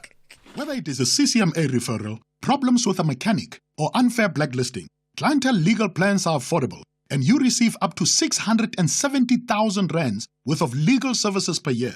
We cover civil, criminal, and labor-related matters. Our legal team will be your support 24 hours a day. SMS SAFM to 32195. That's SAFM to 32195. Clientele General is an authorized FSP and a licensed non-life insurer. T's and C's online. Standard rates apply. Pressure keeps mounting, and the thirst for maximum points has drastically increased. FC Union Berlin and VfB Stuttgart are in a tense battle for victory. This is the Bundesliga. Football as it's meant to be. Do not miss out on FC Union Berlin versus VfB Stuttgart on Saturday, 19 April at 6:30 p.m. Streaming live on SABC Plus and SABC Sport on DTT Channel 4. Proudly brought to you by SABC Sport. For the love of the game.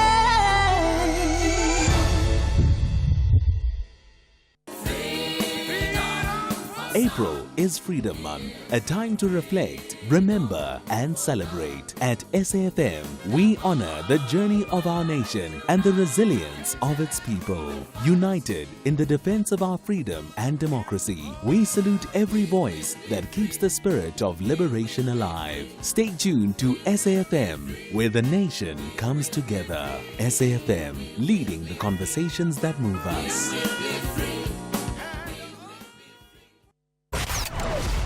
Economic news on SAFM.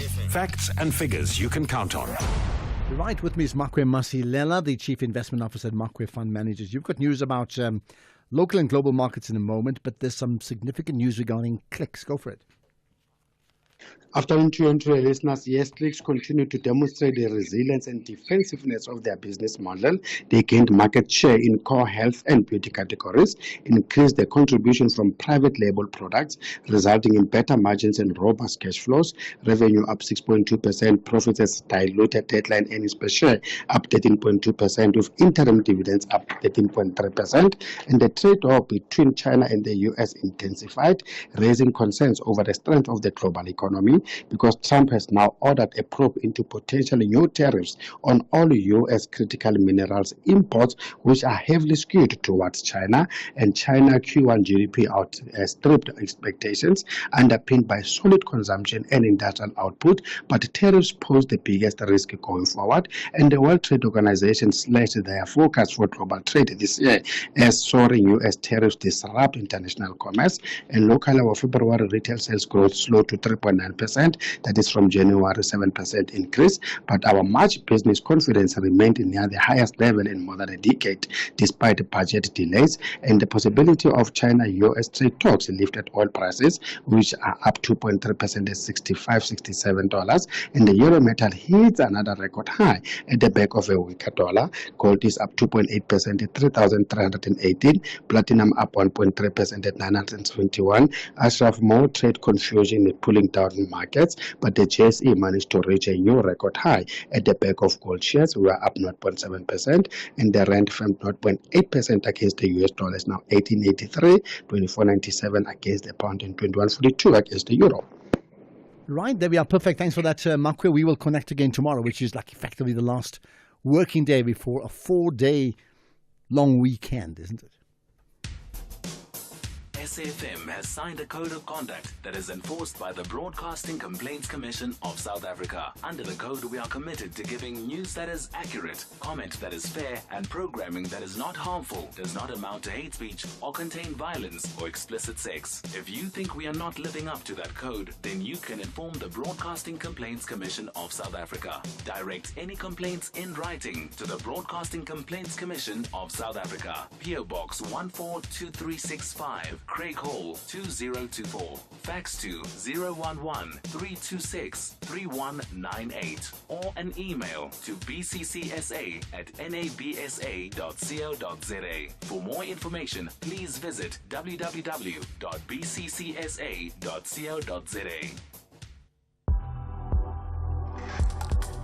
Ashraf Garda on the National Pulse. Right, so we touched on it earlier on regarding the state of the Eastern Cape. In the meantime, the President, Ramaphosa himself, has been on this oversight visit. Today is being day 2. Remember, I think we had Lukman who called in like totally frustrated. It's been their day 2 of the visit to the Eastern Cape, and the President Ramaphosa met with the Eastern Cape Premier Oscar Mabuyane, as well as the Provincial Executive Council, to discuss the state of the province and explore ways to strengthen collaboration, coordination and communication through the district development model. Now, we do know that that province is, of the many provinces we have, the one that is one of the top with regard to struggles and underdevelopment is, in fact, the Eastern Cape. So the President spoke about many things. Firstly, he spoke about the unique challenges of the Eastern Cape. Now, the Eastern Cape, where we are, is one of the most richly endowed provinces in our country in terms of the natural splendor that it has, the arable land, a lengthy coastline, well-located ports, as well as a number of universities. Now, all these endowments should be used to generate economic growth and job creation. Yet the Eastern Cape has significant challenges in realizing its potential. There is here in the Eastern Cape the legacy of apartheid, and you see it wherever you go. The legacy of the Bantustan misrule that we had in our country, balkanization of our country, and the migrant labor system. Now, Deputy Minister Holomisa, a former dictator of one of those Bantustans, on reflecting on the challenges facing the province, wrote to me recently and said, the Eastern Cape, the second largest province in South Africa, and it is quite expansive, by the way. And the Premier was talking about it yesterday when we were interacting with Transnet. It is a huge province, second only to the Northern Cape. But this is the product, as Deputy Minister Holomisa continued to write, of the amalgamation of former homelands of Transkei and Ciskei with some parts of the Cape Province, of the old South Africa, he says. The challenge that has, however, been facing this province, he continues to write, is that its infrastructure had never been properly integrated with that of the old South Africa and brought on par. Nor does the province have the budget to catch up on the backlogs and imbalances of the past. Close. Right, there's more. Of course, the President then spoke about, this issue that was raised early on, Eastern Cape residents, and just think about it, needing to cross rivers in drums to protect themselves because there are no bridges. It's something that if you don't live in those regions, like myself, honestly, we have no idea.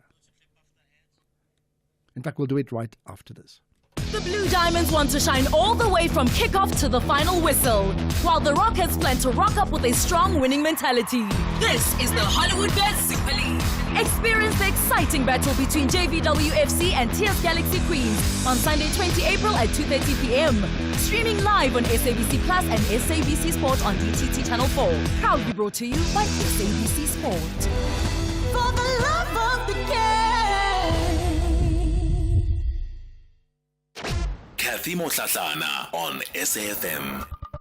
Why are we getting calls from residents in your province talking about how they're finding young kids who are hitchhiking to school on a day-to-day basis? There was a delay. Was there a communication? Yes, there was a communication with the commuter forums. Was there communication with... It's not good enough. Yes, it's not good enough, Oshebeng. I'm saying that. It will never be good enough. No, you can't say that. You can't say it will never be good enough. The fact remains it's not your child that is standing in the street having to find a way to get to work. That is what the people in your area are going through, Oshebeng. It's not about being personal. This is personal for the people who are having to go through this every single day. It is absolutely personal for them. That's Oshebeng Konyadidze. He's the Director of Communications in the Northwest Department of Community Safety and Transport. The Talking Point with Kathy Motlatlana. Weekdays, 9 a.m. till midday. Ashraf Garda on the National Pulse. Right, so we spoke earlier about crossing the river in a drum. Here's the President's response. We must be concerned at the sight of a number of our people who are forced to cross raging rivers in drums because there are no bridges, or sick patients lying on the floors of hospitals because there are no beds. And this will become more evident as we have our discussions about the lack of proper infrastructure that improves the lives of our people. You spoke about the roads, but we must also speak about the bridges. We must speak about the lack of proper water facilities and improving those water resources and building the dams. Yes, it has taken quite a lot of time to execute a number of projects, and you speak particularly about the Umzimvubu Dam, which has taken almost 60 years. It was conceptualized during apartheid, and throughout the period we have been talking about it, but fortunately the construction of part of the Umzimvubu Dam project in Ntabelanga Dam has now started, and we are hopeful that we will be able to continue in executing that project to fruition. Right, so let's pause on that because I want to get your thoughts, your calls, your opinions to get a sense of what is it that gets all our pulses racing on the National Pulse right after this. Ashraf Garda on the National Pulse. Okay, first up we go to Cape Town. Wendy on the line. Hi, Wendy. Hi, Ashraf. Just do you think listening to our president and on his oversight visit, wouldn't it just be so nice if the leader of our country can, in these speeches, do and say positive things of things that are starting to happen, rather than always referring back to it's a legacy of what happened in the past? Because, if you're positive and there's some tangible evidence of things going forward, I think it builds positive momentum. Well, interesting point you bring up, Wendy. Yeah. Look, maybe it's a bit of both. I think if he's doing an oversight, he can't say, here's a river and it's got a bridge when it doesn't have a bridge. Because, that's the reality. Then the point is where does the blame come? How much of it, and I think it's an important question, how much of it can we attribute to the legacy of apartheid and how much can we attribute to the legacy of 30 years of government by one party? I think it really is an important discussion. So point taken, Wendy. Yeah. 100%, Joe. And maybe then just a last point referring to the dam that was started in the apartheid period, but only seemed to now after 30 years starting to make progress. So it just feels like it'll be nice if one can get a line in the stand, start building on things that will be positive momentum, help our communities, and then while you're talking about things that will need to be done, still say, but yes, we've done this and this and this. Just a point. Well, just a point is an important point. Thanks for that, Wendy in Cape Town. Right. Let's get to Glenn in Bedford View. Hi, Glenn. Ashraf, good morning, my friend. Yeah, good morning indeed. You're laughing already. Why? When I talk about Advocate Bofu and the PLC. Okay. And you're laughing. I'm getting a sense of what you're trying to say because you're laughing already. Yeah, go for it. Yes, I think that they've allowed Mpofu to get away with a lot of nonsense in court. I think they need to be very tough on him. If he needs to be struck off, let it be. He has said a lot of things that are sort of embarrassing. For the profession. Okay, so your views is, if needs be, they must strike him off if needs be. Yes. Okay, got that, Glenn in Bedford. I wonder whether others concur. In fact, I think he was Tulis's guest this morning. Listen to that podcast, by the way, of that conversation they had. Lots to pick up on that too. Kenneth in Durban, go for it. Hello. How's it, Ashraf? Yeah, good indeed. What's your point? Just this whole regulation regarding the security industry and CIRA and the Minister of Police. There's been a lot of companies that have complained, a lot of public that have complained, and something that struck me talking to a lot of people. A lot of conspiracy theorists have made their own talk as to why this is happening.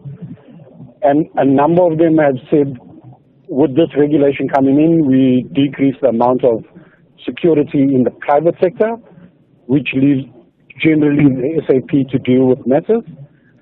And the possibility of another looting situation happening is very real. And with that, how are SAP going to deal with something like that?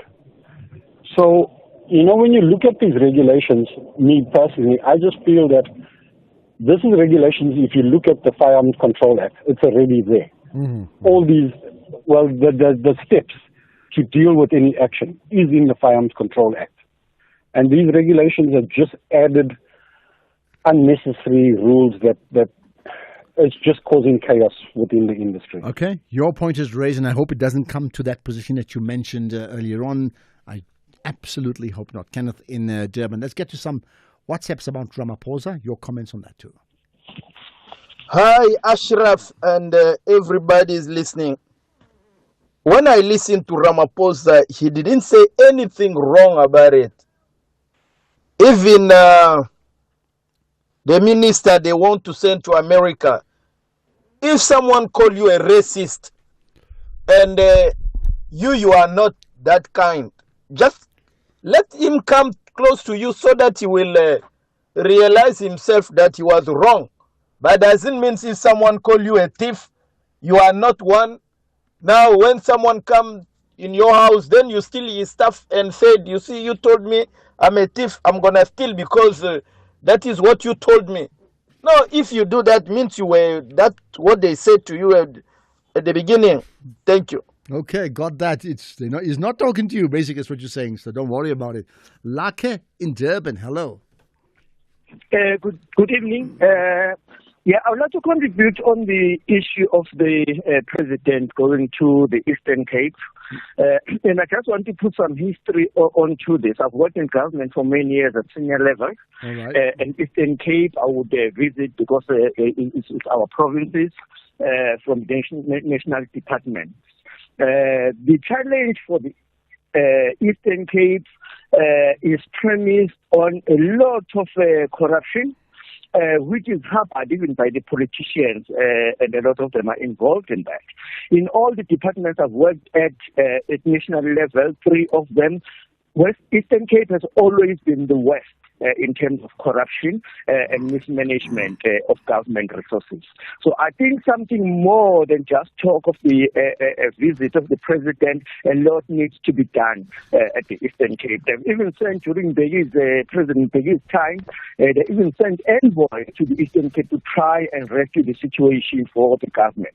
But it's failed. Okay, so I think we need to, okay. Well, thanks for raising that. Lot needs to be done. I mean, there's so much wrong in so many sectors of South African society. And I say this often, I love my country, but it doesn't mean, in fact, you can be very, very patriotic by highlighting the faults of our country. You can do that, isn't it? With that in mind, there are other developments around some legal issues, which we'll talk about just now. Let's get to the news. It's 5 o'clock. Here's Greg House.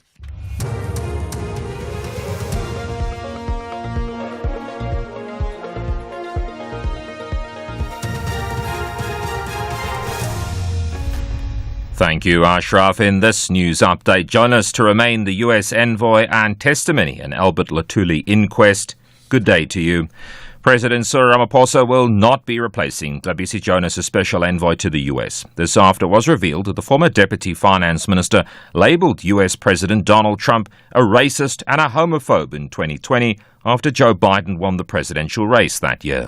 Presidential spokesperson Vincent Magwenya says comments made by Jonas about Trump were made in his personal capacity. We believe that President Trump and members of his administration will have an appreciation that in politics things do get said, but that doesn't mean that people are beholden to those positions.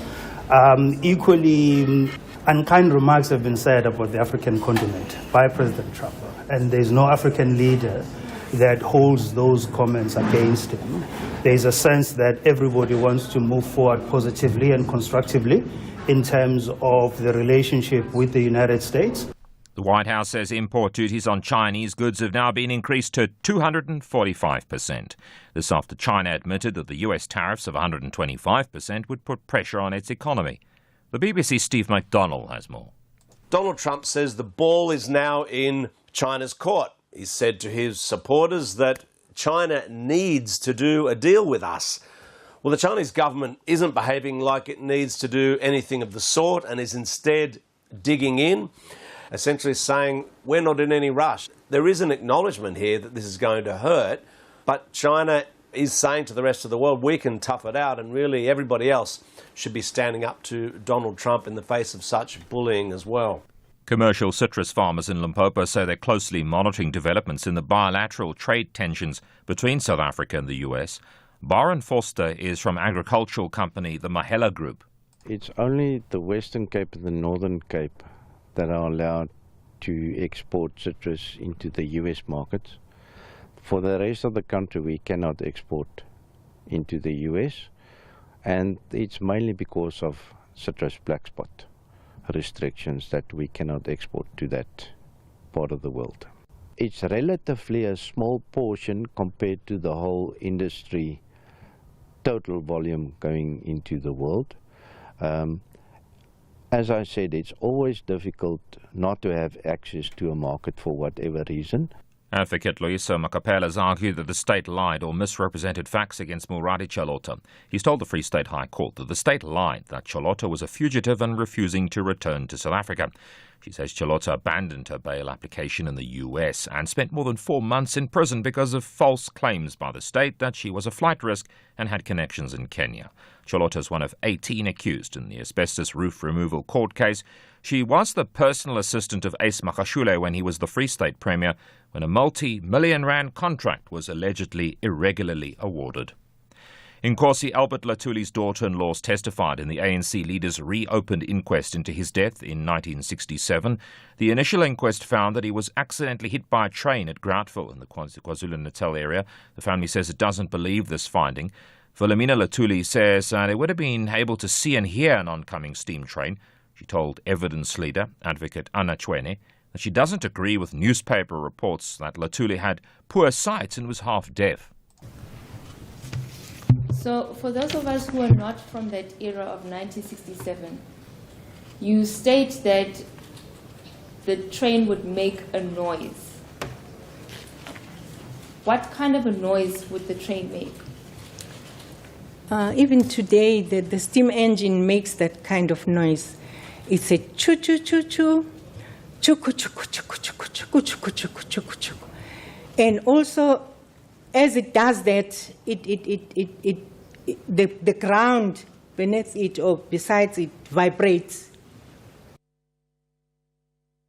Philomena Latuli also told the court that her father-in-law sometimes walked along the railway line to Charlottedale nearby on his daily visits to his shop and sugarcane fields.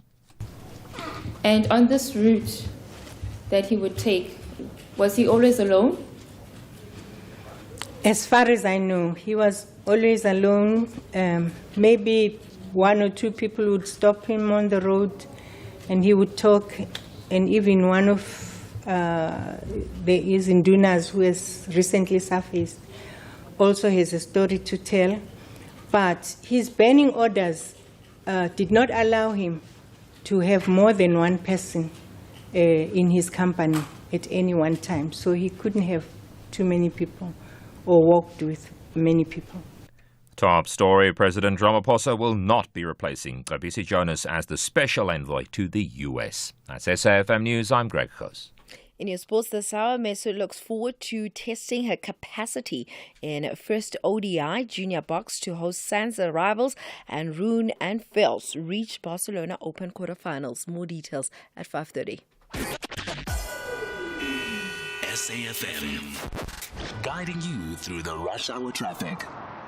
Good afternoon. It's a high-volume day leaving Joburg, getting up through Midrand, the Mike 1, the N1, under pressure from really about sort of Parktown, Houghton Drive area, all the way through to a crash at New Road. Sure, there's a crash. It's holding traffic up, but the volume going that way is surprisingly heavy. Today might be an early sort of push into an Easter weekend towards the north, but it is heavy. The N3 going slowly from Limbro Park down to Heldenace. An earlier crash around Heldenace is being cleared, but there is a big backlog heading into that Germiston area. Northbound, there's a crash at Galooly, so very heavy coming up from the Elance interchange, passing Cement Factory and up through that Bedford View area. Roadworks on the R21 not causing a problem any further. There were some delays airport bound around Pomona Road, but that's all eased up. Durban taking forever to clear up a crash on the N2 southbound between Gateway and Komashi. Traffic coming into Durban stays heavy, pushing back almost towards Sabaya territory. And Cape Town, quite a bit going on today. AJ just been in touch. There's a breaking down truck on Nelson Mandela Boulevard outbound just before Hospital Bend, so that's keeping the pressure out of town. The N1 into town heavy today from Monte Vista all the way through to the Kuiper interchange. That's a lot worse than normal. Crash on the N7 south of the N1, so queues back to Bosmansdam Road territory. And if you're heading out of town on the N2, once you get past Hospital Bend, you stay in a bit of traffic due to a breakdown on the N2 outbound before the R300. That's pushing traffic back beyond the airport towards Robert Sobukwe. With your traffic update, I'm Rob Byrne. Stay safe on the roads. SAFM is with you. Meet Maria. Meet her family, the Ramirez. One wrong step and they will have you swimming with the fishes. Meet Amadeo, a trained lawyer and member of the rival business clan, the Mateus. The two fall in love, and Maria's dreams of a happily ever after change when Madeo is murdered at their wedding. Their daughter, Jo, despises her mother's humble beginnings and will do anything to steal all of Maria's fortune. This is the world of Sweet Diva. Airs weekdays at 4:30 p.m. only on S3. Open up. The Market Update, Monday to Thursday, 6 to 7 p.m. Want to stay ahead of the financial game? Join us tonight from 6 to 7 p.m. for an insightful journey through the day's market developments, financial updates, and investment news. Tune in for your daily dose of financial intelligence as we navigate the twists and turns of the financial landscape with expert insights. Only on the SAFM Market Update. SAFM Market Update with Jimmy Muyaha. Night Talk with Oliver Dixon. You and I have a country to build, difficult conversations to have, solutions to find, and stories to tell. Join me, Oliver Dixon, on Night Talk every Monday to Thursday from 10 p.m. to midnight.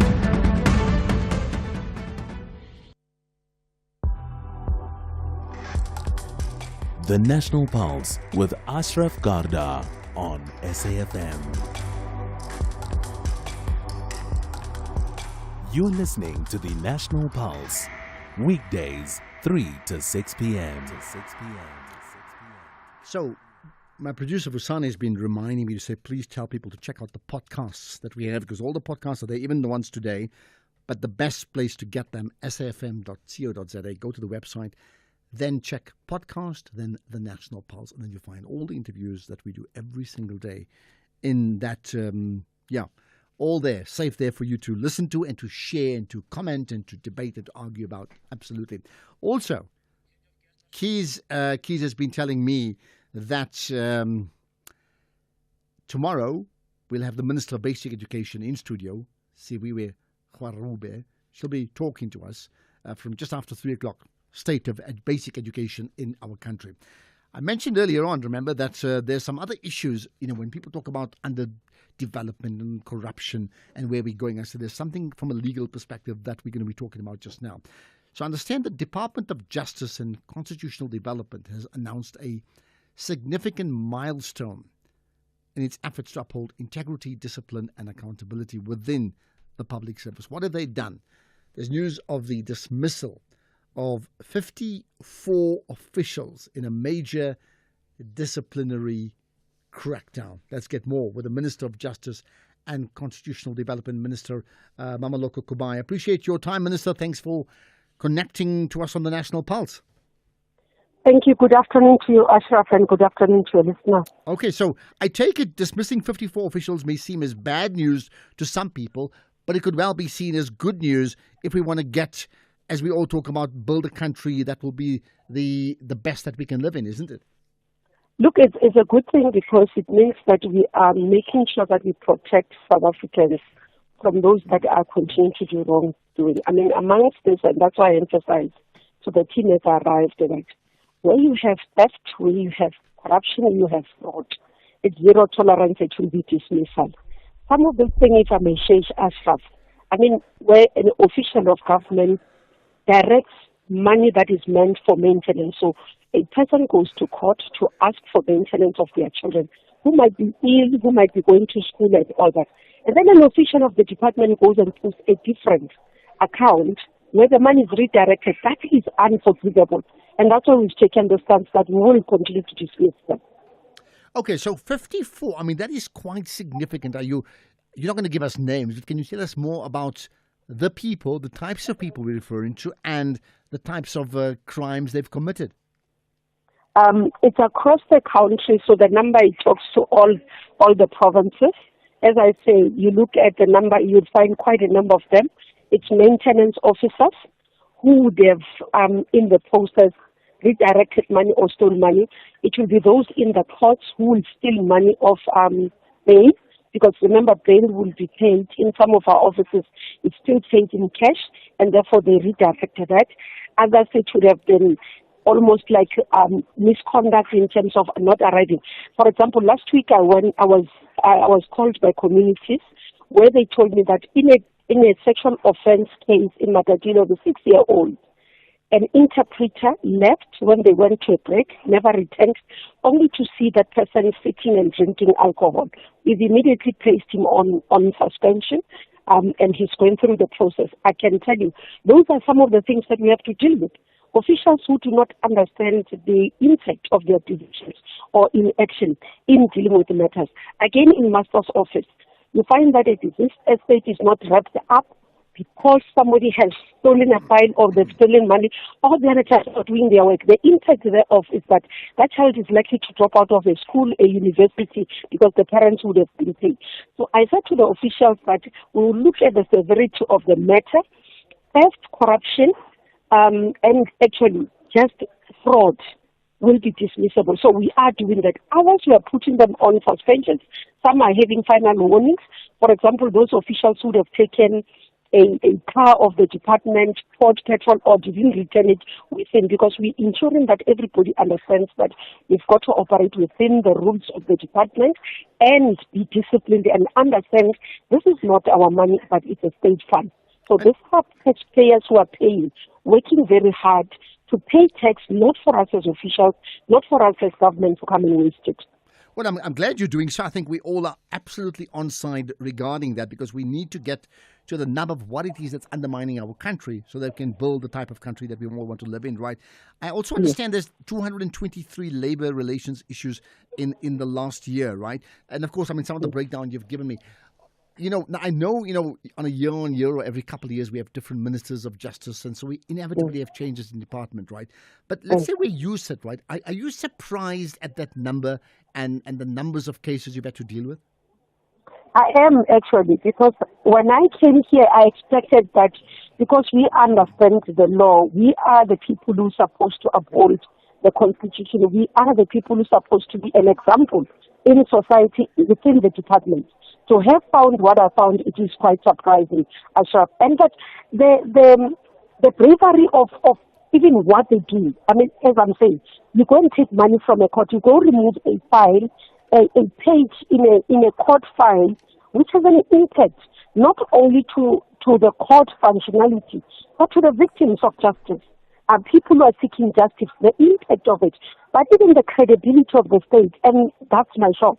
So here you're expecting more conscious people, you're expecting people who understand consequences of the law, you expect people who know what breaking a justice system will do to the country. And to find these things here is quite sobering, I must say. Absolutely. I mean, your point is valid. It's like, getting a chef who can't cook. I mean, why would that person be a chef? So you're there in the Justice Department, effectively being unjust, right? Since the announcement's now been made, what impact has it had on, because I mean, I would think there's a whole legal issue around that too, but what impact has it had then on the staff within the department nationwide?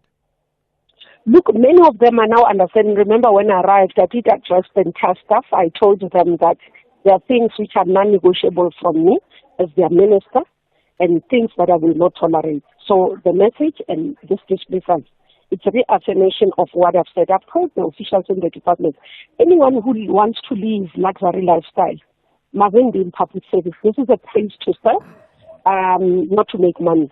So if they want to be rich, go and find it somewhere. They can't be rich because they are still from the most vulnerable people in our society. Anyone who wants to read, A Luxury Lifestyle Can't Be in Public Service. I wonder if others need to take notes on this one anyway, right? And that's where you are. You're certainly in public service, so I point noted. Of all the different crimes that we talk about that led to these dismissals, what for you were the most serious ones? Look, all of them are serious, I can say, Ashraf. As I say, you look at the impact. If somebody goes and removes a page in a gender-based violence, and perhaps at that time, that person might still be alive. You go and remove the case is not done because this person has been beaten. Tomorrow that person can be killed. You go and take money that is meant for a child, which is maintenance. And if that child could be going under through taking medication without the medication that they need, without the treatment. That child's life can be ruined for life. So it's those things that I try and explain, and that's why a message of zero tolerance has been sent and continues to be sent. I go visit the provinces. I was in Limpopo last week Thursday. I addressed the entire queue of staff. I told them the same message. zero tolerance, we will dismiss you.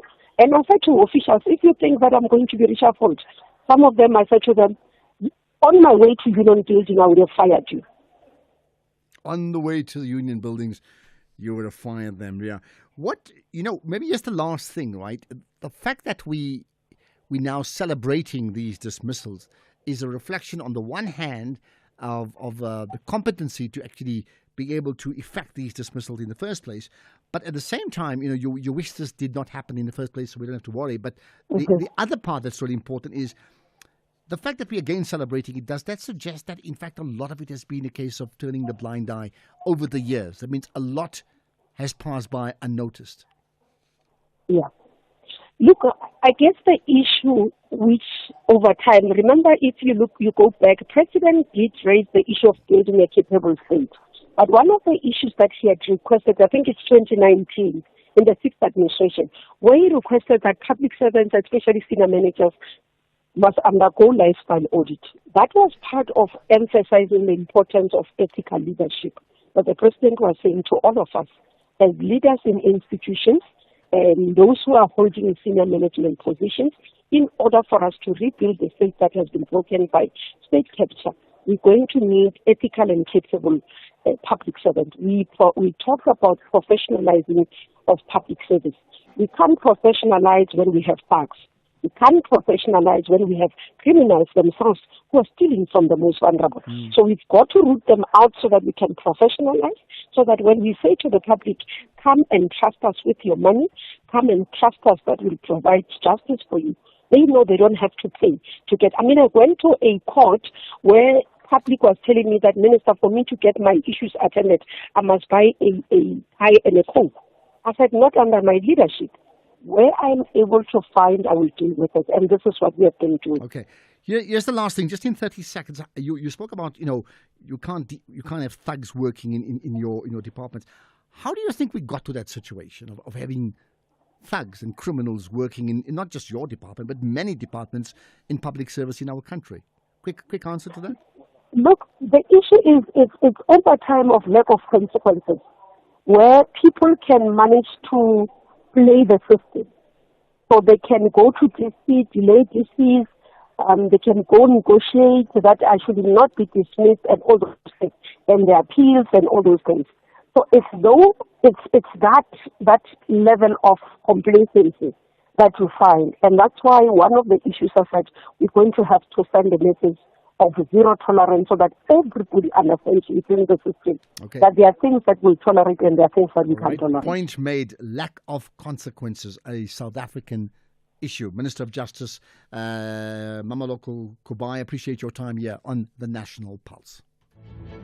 Pressure keeps mounting and the thirst for maximum points has drastically increased. FC Union Berlin and VfB Stuttgart are in a tense battle for victory. This is the Bundesliga. Football as it's meant to be. Do not miss out on FC Union Berlin versus VfB Stuttgart on Saturday, 19 April at 6:30 p.m. Streaming live on SABC Plus and SABC Sport on DTT Channel 4. Proudly brought to you by SABC Sport. For the love of the game.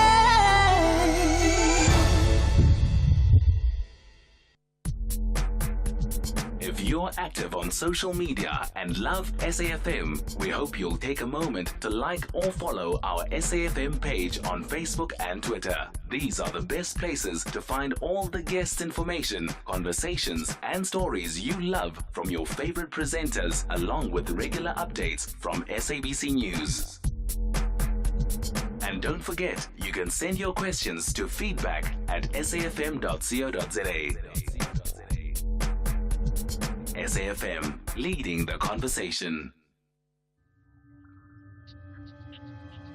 The National Pulse, weekdays, 3 to 6 p.m. Right, we'll get, in fact, we'll get reaction, by the way. I'm certainly up for it. Reaction based upon the conversation we just had with the Minister of Justice. I wonder what you make of that. So many people now being effectively removed from that department. That is hugely significant. Some may say more of the same as well. Right. Let's get into another issue. You may be aware of this one, a very disturbing story of a American pastor who was, abducted, kidnapped in the Gqeberha region. There's lots of things that we're talking about on the Eastern Cape today. And then, thank goodness for that, rescued, right? But let's get the story behind this here with Lieutenant Colonel Avele Fumba, who's the Hawk spokesperson in the Eastern Cape region. Avele, I appreciate your time. Thanks for connecting to us here on the National Pulse. Thank you very much, sir, for having us. Thank you. So this is every abduction is disturbing, but, more so when you find that from another country, a citizen of another country arrives here and that gets abducted or kidnapped, it's even doubly so. What's the story here? All right. Well, let me just quickly narrate of what transpired, especially around, I'll just revolve around this current incident, the one for an American victim. Yeah. Who was, on the Thursday, the 10th April 2025, at about 1900 hours, a man believed to be the pastor of a local church in Motherwell area in Gqeberha was allegedly confronted by 4 unknown armed suspects during a church service. According to reports, the suspect was allegedly forced him into his own vehicle and fled the scene. Well, the police, as you know, that we do have a multidisciplinary team that consists of various police units, your tactical TRT, and a number of police. So they were activated. And then the team managed to follow up all the possible leads, of which it actually led us to this day of today, where the victim was eventually recovered. Well, it's such a disturbing story, and it's disturbing because it can happen. We hear these type of things every single day. There's a sense of helplessness. So, let's talk about two parts. The fact that if criminals want to continue with their abducting or kidnapping and they're hell-bent on that is going to happen. And the plus side is the fact that the person was rescued. So maybe tell us more about both. All right, cool. I think maybe let me quickly narrate it this way. The kidnapping in the Eastern Cape they can stem from a number of factors. One, you can say it's a ransom and financial gain, of which that is where the criminals may target individuals or families, where we believe that, or they believe that they might have access to money. And then the other one, you will find that it's just a normal domestic and a violence dispute, where the kidnappers, maybe it can be okay in the context of a custody battles and so on. Maybe the other one will be trafficking in person, but particularly in this one of that falls within the jurisdiction mandate of the Hawks, of which the one for ransom, it is the one that is, we can say that it is the one that actually brought us into this, the recovery of the American pastor today. Mm-hmm. There are a number of factors that you might find that they are a contributing factor into this whole problem. One, you will find that sorry about that. You will find that people, they still need to be educated in terms of not to directly engage criminals. That's the first one. Of which the other one, you might find that the cause at times, there are many different things that can cause this. You might find an unemployment or drug abuse can also be a contributing factor. And you might also find that we also need a community cooperation. It's also very critical, because crime must be reported. I hear that, and often we talk about just the legacy of poverty and inequality, and it all may be true, but in which world do we get a situation where criminals think they can, abduct people, shoot them, take their lives, and think like this is the norm? That almost suggests less of desperation and more of greed, because they'll get paid off to do that, isn't it? How are we going to get to a situation where we can stop all of this completely? Well, I think, as I've just stated to you, that we are already started to strengthen our intelligence in conducting numerous disruptive operations where we have previously made a significant progress. If I can just quickly take you through in terms of the rough steps that in terms of the progress, the way we are. The current dockets, as we speak now, that are in court, you'll find that there are close to 82 dockets, of which that is the progress. And the suspects that were arrested for kidnappings, we're looking at 156, of which the dockets that are currently on hand as we speak now, it's 242. So in a way, I think this thing, it actually needs a good collaborative between the public and the police. If we can just continue to strengthen our relations, then I think we can probably work towards a solution in terms of bringing or curbing this violent crime called kidnapping. And just lastly, how is the pastor? What's his condition like?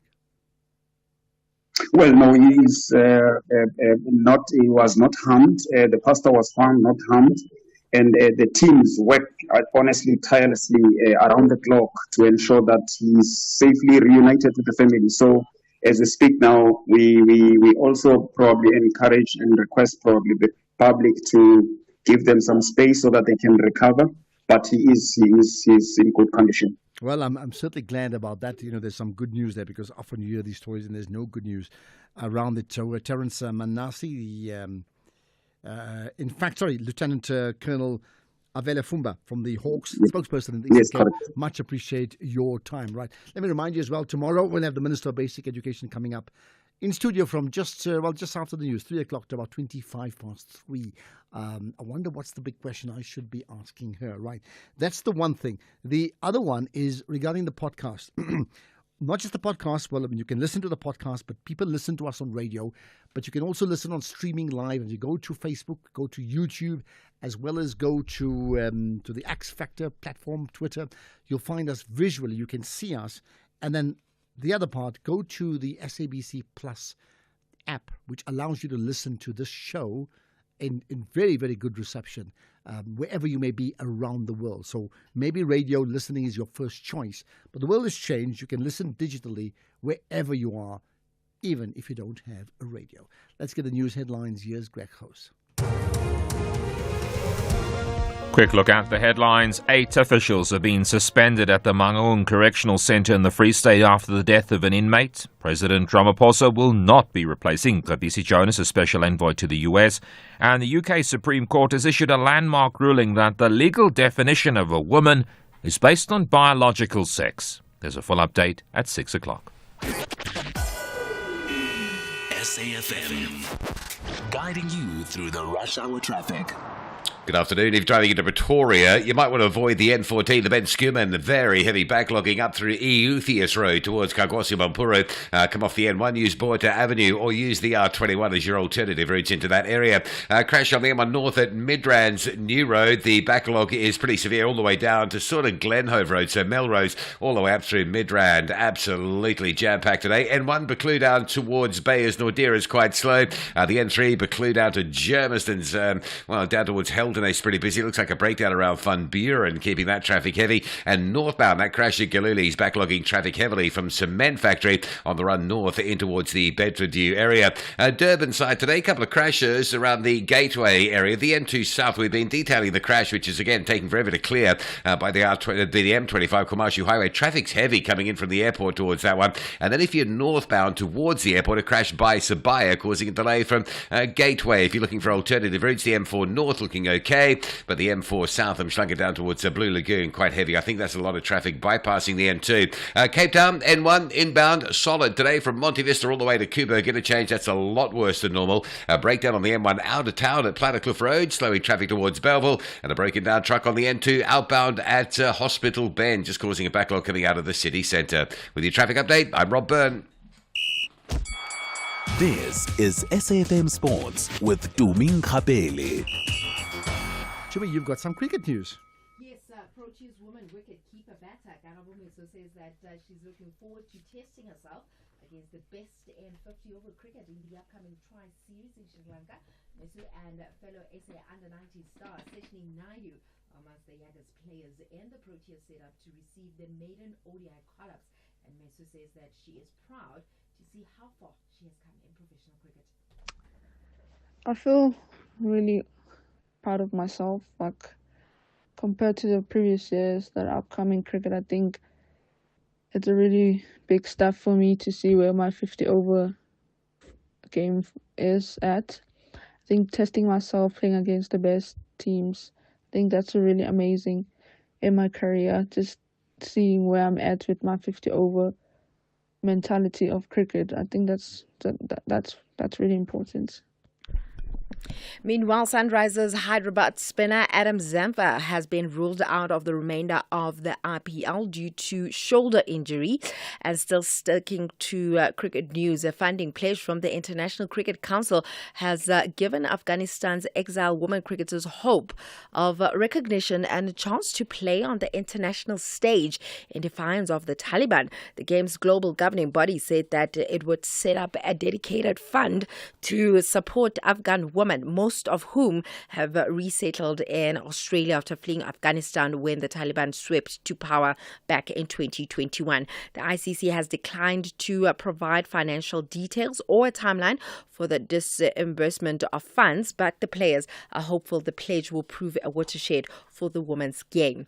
In rugby, Nolu Sindiso boys will become the first South African woman to reach 50 test caps when the national senior women's team face Spain. Now, Captain Boy made her debut for the Bok women 15 years ago against Kazakhstan and will receive her 50th cap on Saturday when she leads the team onto the Campo de Rugby Amoros Palau in southern Spain. Meanwhile, Springboks women's sevens captain Mathreen Simmons credits team effort for their outstanding display to win the 2025 HSBC Sevens Challenger. Now, South Africa secured back-to-back wins over Argentina. The first goal was 21-12, followed by a dominant 22-0 in the final showdown, which saw them qualify for the HSBC Sevens playoffs in Los Angeles. The fact that we had to finish well, especially going into LA. So for us was a good start, first game, and then just building the foundation up until the final. So I think turning point for us was our kickoffs, just starting well against Poland, getting over the first hurdle, and then just building from there. Meanwhile, in football, Real Madrid will look for another special night at the Santiago Bernabeu and overturn a big deficit in their Champions League quarterfinal tie with the Arsenal. The Gunners claimed a 3-0 win over Madrid in the first leg, and the Spanish heavyweights have overturned deficits against Paris Saint-Germain, Manchester City and Wolfsburg in recent years, with all three of those comebacks being staged in the iconic Bernabeu Stadium. And former Real Madrid president Ramon Calderon believes that Madrid can do it. But I'm sure you've heard many times the word remontada. That means comeback. And it's true, everyone is expecting that. Is what has happened in this club when they play Champions League. Bernabeu Stadium is really special, and people are really expecting, again, the comeback. And I hope so. Why not? If we score one goal in the first 15 minutes, maybe again the miracle is coming back. And I all remember that match against Man City, minute 89, 0-2 in the aggregate. And finally, we managed to pass to the next round. So why not tonight? Meanwhile, Arteta says that he wants to dominate the Champions League with Arsenal. Create a story when you have to build a story. First of all, you have to be excited about it. They have to be really prepared about it, and then you have to be really convinced about what you want to achieve. And then it's about insisting and go step by step. And a lot of clubs have built a history by doing it many times, trying many times, sometimes failing, sometimes being successful. And last year we had an experience, and with that one we want to be better this season and apply that to be in the semi-finals, which it will be only our third time in the history of our football club. We never won the competition, and we are trying to do something now consistently where we can start to dominate the European competition. Meanwhile, Inter are aiming to reach the Champions League semi-finals for only the fourth time this century when they face Bayern Munich in the quarterfinals second leg, and Nerazzurri boasted a 2-1 aggregate advantage from last week's clash. Then in tennis, Holger Rune battled back from a set down to beat Sebastian Baez 4-6, 6-1 and 6-2 to reach the Barcelona Open quarterfinals, while Arthur Fils breezed past Spain's Pedro Martinez in straight sets to claim a 6-3 and 6-2 win. It's a wrap from my side for now, but I'll have more on other sports just a bit later. This is between 7 and 8, and this evening we are actually focusing on the Champions League and also just profiling an academy in terms of our school sports feature. Okay, and all I know is, like our producer, Temba, said, do not talk to me from 9 to 11. Unless it's about congratulating me that Arsenal have qualified for the semi-finals of the Champions League. And one of the other producers, not from our show, one of the other shows here, I forget his name, he's committed himself to say he's wearing an Arsenal top every day this week. Oh, so a different color, different style. I saw. Every day this week. Because he feels that Arsenal are already through. Goodness, man, what's this? Well, I'll tell you what, and I did tell him this, that if Arsenal loses today, as Real often wins amazingly when they have these comebacks, it'll be one of the greatest comebacks ever. But then his Arsenal team are full of, and I won't fill in the rest of the words, and then he can just throw those tops away forever. Because how do you botch this one up? Well, we'll have to wait and see. With that said, Pressure keeps mounting and the thirst for maximum points has drastically increased. FC Union Berlin and VfB Stuttgart are in a tense battle for victory. This is the Bundesliga. Football as it's meant to be. Do not miss out on FC Union Berlin versus VfB Stuttgart on Saturday, 19 April at 6:30 p.m. Streaming live on SABC Plus and SABC Sport on DTT Channel 4. Proudly brought to you by SABC Sport. For the love of the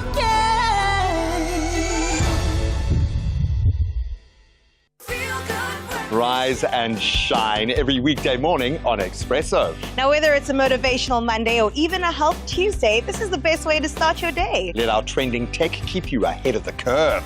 Join us online and vote in our fashion poll. Elevate your cooking skills every Wednesday. It's the best and morning entertainment. So wake up with us. 6 to 9 a.m. on S3. Cheers.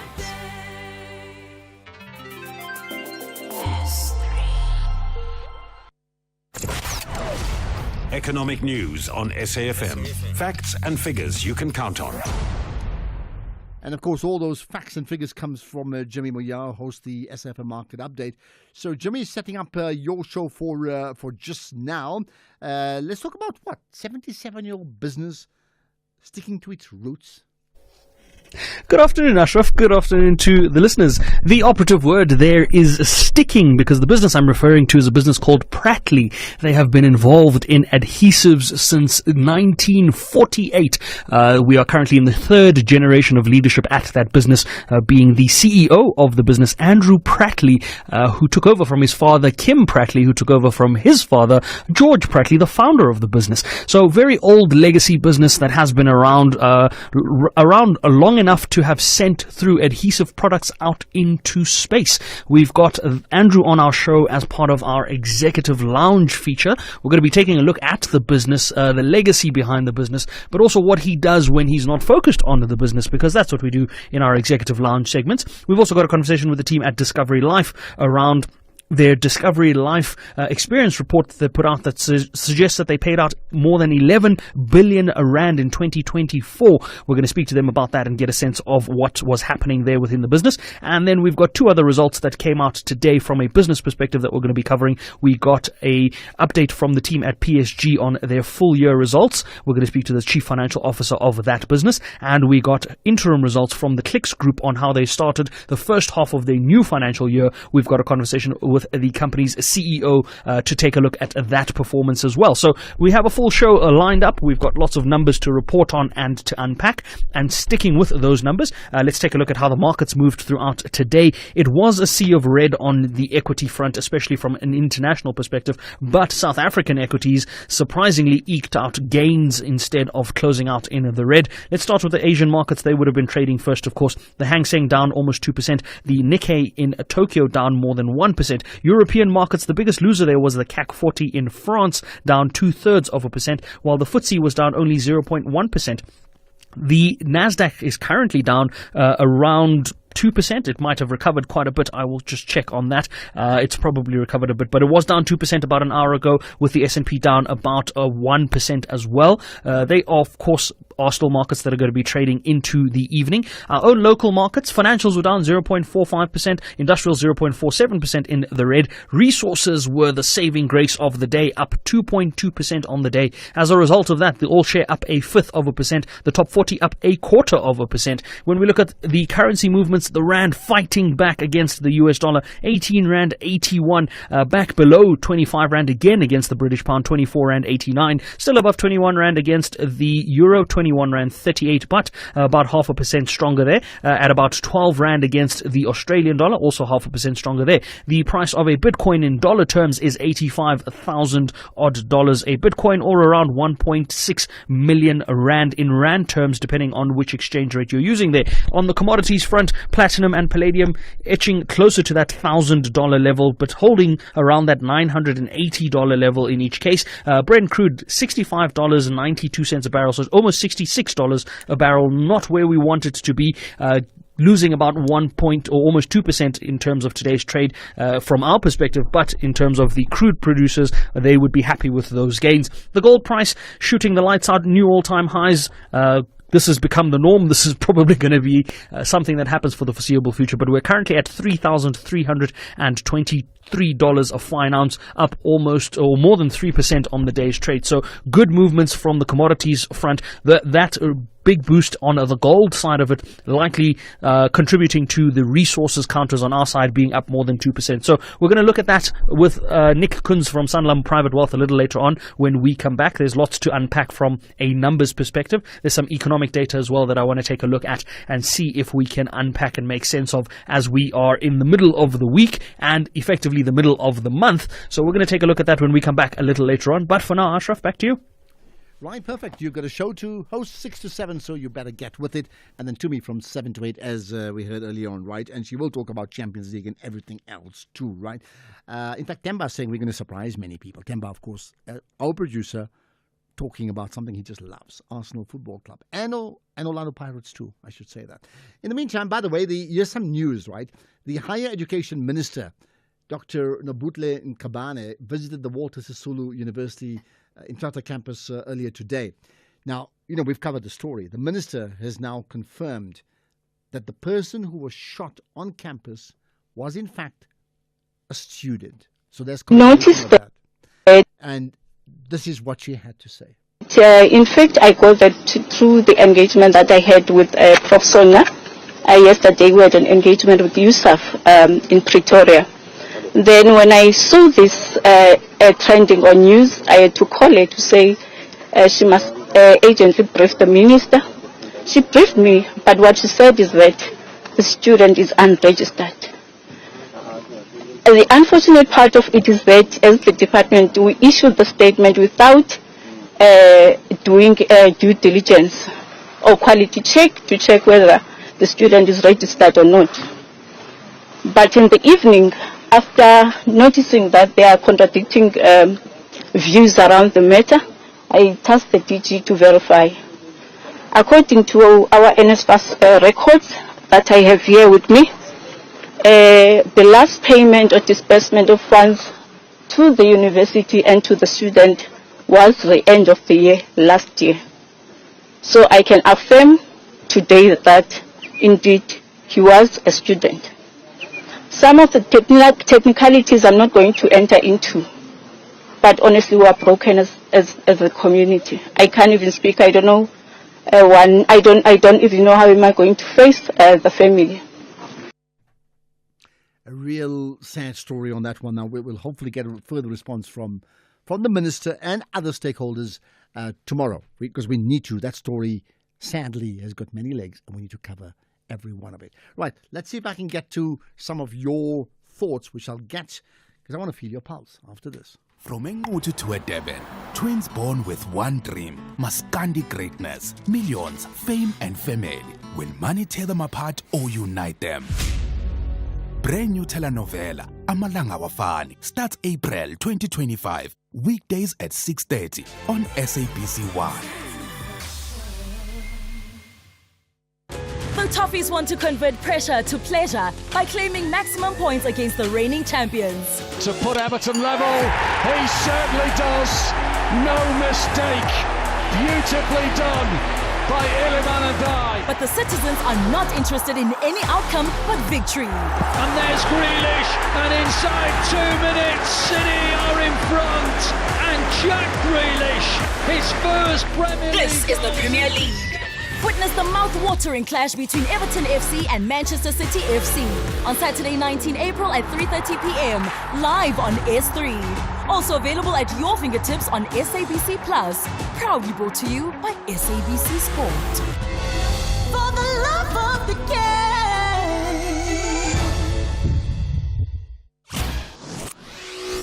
Tulasizwe Simelane on SAFM. The LPC has now brought these charges of misconduct, professional misconduct, against you, 7 in total. Do you consider yourself to be in a fight of your life, the fight to save your career? And are you worried at all about that? No, absolutely not. I'm not worried at all at that level. In my life, I think I've been through things that can worry me during the times of detention and torture and all that. So, no, I'm not worried at all. But also, secondly, I'm not worried because the charges are clearly frivolous and politically motivated, both in their conception by whoever are the complainants, I don't know, but also by the LPC itself. Senior Advocate Dalimpo for that.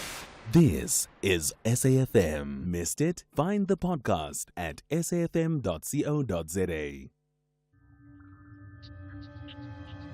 The National Pulse, weekdays, 3 to 6 p.m. Okay, so what's your pulse rate telling you? Mike and Newlands, go for it. Hi. Hello, Ashraf. Yeah, so my pulse did go up a little bit when you did the interview. A very good one with the Minister of Justice, and it was wonderful to hear some action is being taken against all these corrupt officials that we now have so many of in these departments.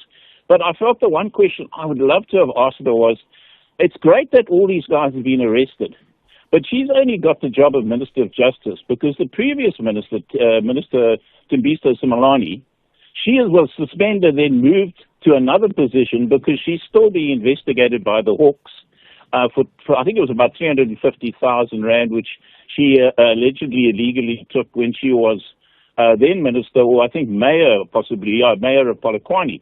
So now I'm asking the question, how do all these guys feel, Ashraf, who've been caught, been arrested, when the minister or the ministers of the ANC get away with it, but they have to possibly lose their jobs? It doesn't seem somehow fair because they're only taking a lead from the top. They're stealing because the people above them steal and get away with it. I think you're right. And there's been too many examples of people who've committed crimes of sorts in public service, and they actually get shifted sideways. They never lose their positions. Well, she made the point about a lack of consequences. I think it's an important word. That she made. Okay, point taken. I think, Ashraf, I just wanted to just finish off by saying, and you're so right. I mean, if you look at Masheri Coker, Zizi Kodwa, Brian Malefi, the Guptas, Frida Dairy, all the cases were withdrawn. So, it somehow just doesn't seem fair, and I quite agree with you, and a crime does pay, and unfortunately, until the ministers are held to account by the Hawks, we're never going to win this one. Thanks very much. I do get a sense things are changing. Thanks for that, Mike. Thank you. Because I think there's a nation that really, they are heartful. Generally, that's the people. There's just too many stories like this, and it just repeats, and it compromises service delivery. So that means it compromises all of us, right? Okay, let's get further comments. And let me just sort out these technical issues, right? There's a comment about, about the football. Which football? Good afternoon, Ashraf. On the issue of or matter of Dr. John Hlofe, I'm just wondering, when does a black person become rehabilitated in South Africa? Thank you. It's Sandile here. Bye. I don't even know how to answer that. I am really serious. I don't know how to answer that because I'm not too sure what you're trying to tell us. Maybe further explanation required. Yeah, Ashraf, the guy who called to say that Ramaphosa responded to Trump as saying Trump must keep his America and South Africa will keep its South Africa. No. Ramaphosa never said that. Actually, you're right. Ramaphosa just said that he could not or he wouldn't tolerate to be bullied by America, not those strong statements.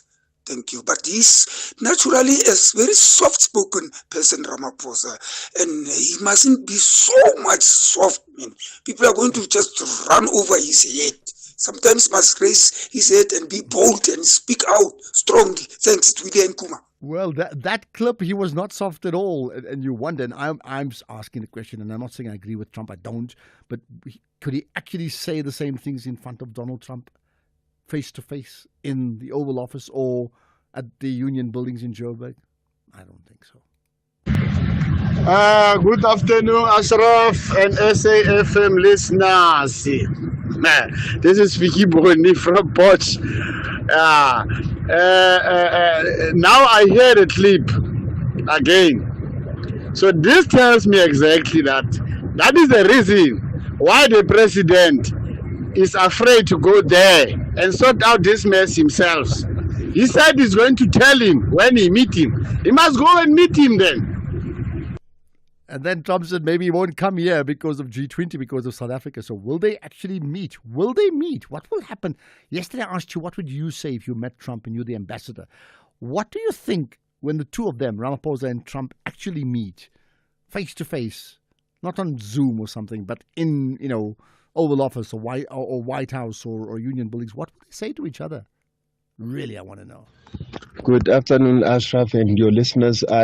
President Cyril Ramaphosa is just playing lip service. I'm not going to pay him any attention, just like I'm not going to pay Donald Trump any attention because it's all just misdirection. But on the important issue, I'm sorry I caught it in the middle. I wanted to know what happened to car repossessions as well, because a person will be left with 80,000 rands to settle. And for the love of me, I've never understood why the banks do not allow for that person to get a valuation of the car. You sell the car to the dealership, the bank get what it is owed from the dealership, and then the consumer gets the rest. I've seen it happening when we are trading cars. I've never heard it happen when their cars are being repossessed. Any comment on that? I don't know. I mean, let me leave it for tomorrow. Repossessed cars and what's the position there, right? Let's get another. Ashraf, that clip demonstrates or illustrates one thing. ANC leaders who often forget that apart from being leaders of their organization, some of them are also leaders of this republic. So that's a huge problem that the ANC is facing. And it's having such severe negative impact on this republic. Thanks, Ashraf. Thabo, Midrand. Well, it does have a negative impact, no question about it. I asked about party politics earlier on. Here's one. Afternoon, Ashraf and SAFM listeners. Buta here from Eastras. Yeah, in my family, I'm an EFF. My sister's a DA and my mother's a PA. We only debate when it comes close to election time. And I always try to convince them to vote EFF. But I don't think I'm winning. But we still love each other though. And we still care for each other. Only during election time, and then we will debate on which party is the correct one to vote for. Thank you. EFF, DA, PA. What a combination, indeed. You all wear your T-shirts as well during election time. I should come to your place and see how you guys debate. Good day, Ashraf. Walter Sisulu University, in as much as they claim that the deceased person was not a student, what about the two students that were shot and injured? Because the official shot at one non-student and two students of the university. I wish to be anonymous. Thank you. Well, you certainly are anonymous. But what we do now know, as per the Minister of Higher Education, that the person shot was a student. That is confirmed. Hi, Ashraf and lovely South Africans and your team as well. Yeah, no, I want to agree with the person who says, why at this age that our children, pass rivers to go to school? Yes, it means that leadership doesn't care. And it's an embarrassment to those who are, especially the MEC for Education.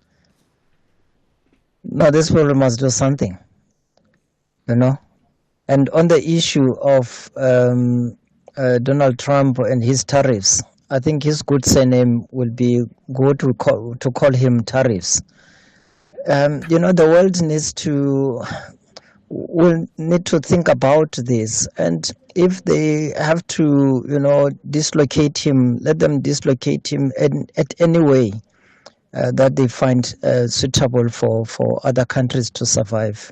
We can't be held hostage by Trump. What does the word dislocate mean? I mean, like there's like a physical dislocation, or is it just to work around him in terms of business, right? I'm sure it's a second one, isn't it? Good afternoon, Ashraf. Melissa here. I just want to comment about the underdevelopment of Eastern Cape. Yes, it's easy for the president to acknowledge the legacy of apartheid, but he needs to hold accountable the ANC that has been in leadership for 30 years.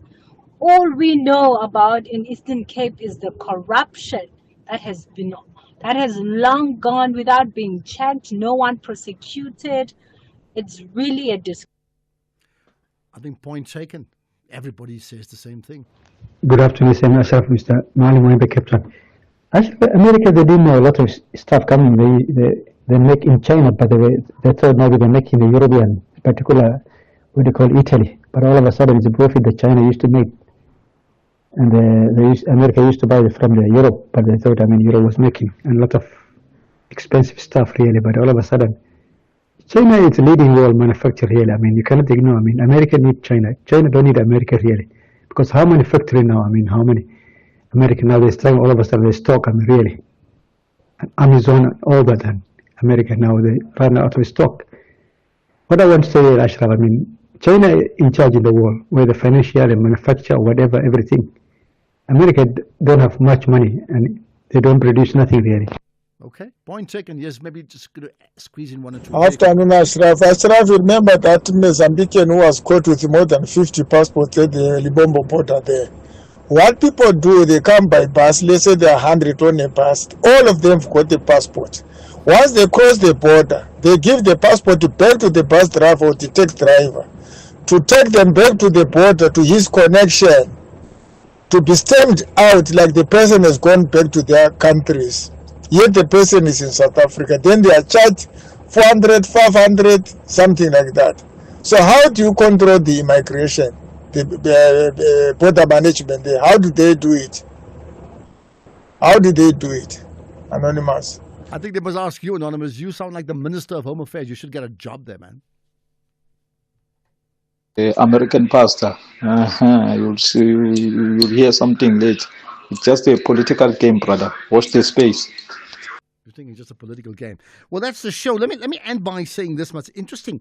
Yesterday we spoke about Manchester United trying to get some Formula One analysts to try and assist them and I suggested they probably run too slow anyway. Now I hear that the South African cricket team have got a new sponsor, and to pick up the pace, they've got Suzuki. You work that out. That's the show. We'll do it all again tomorrow. Lots to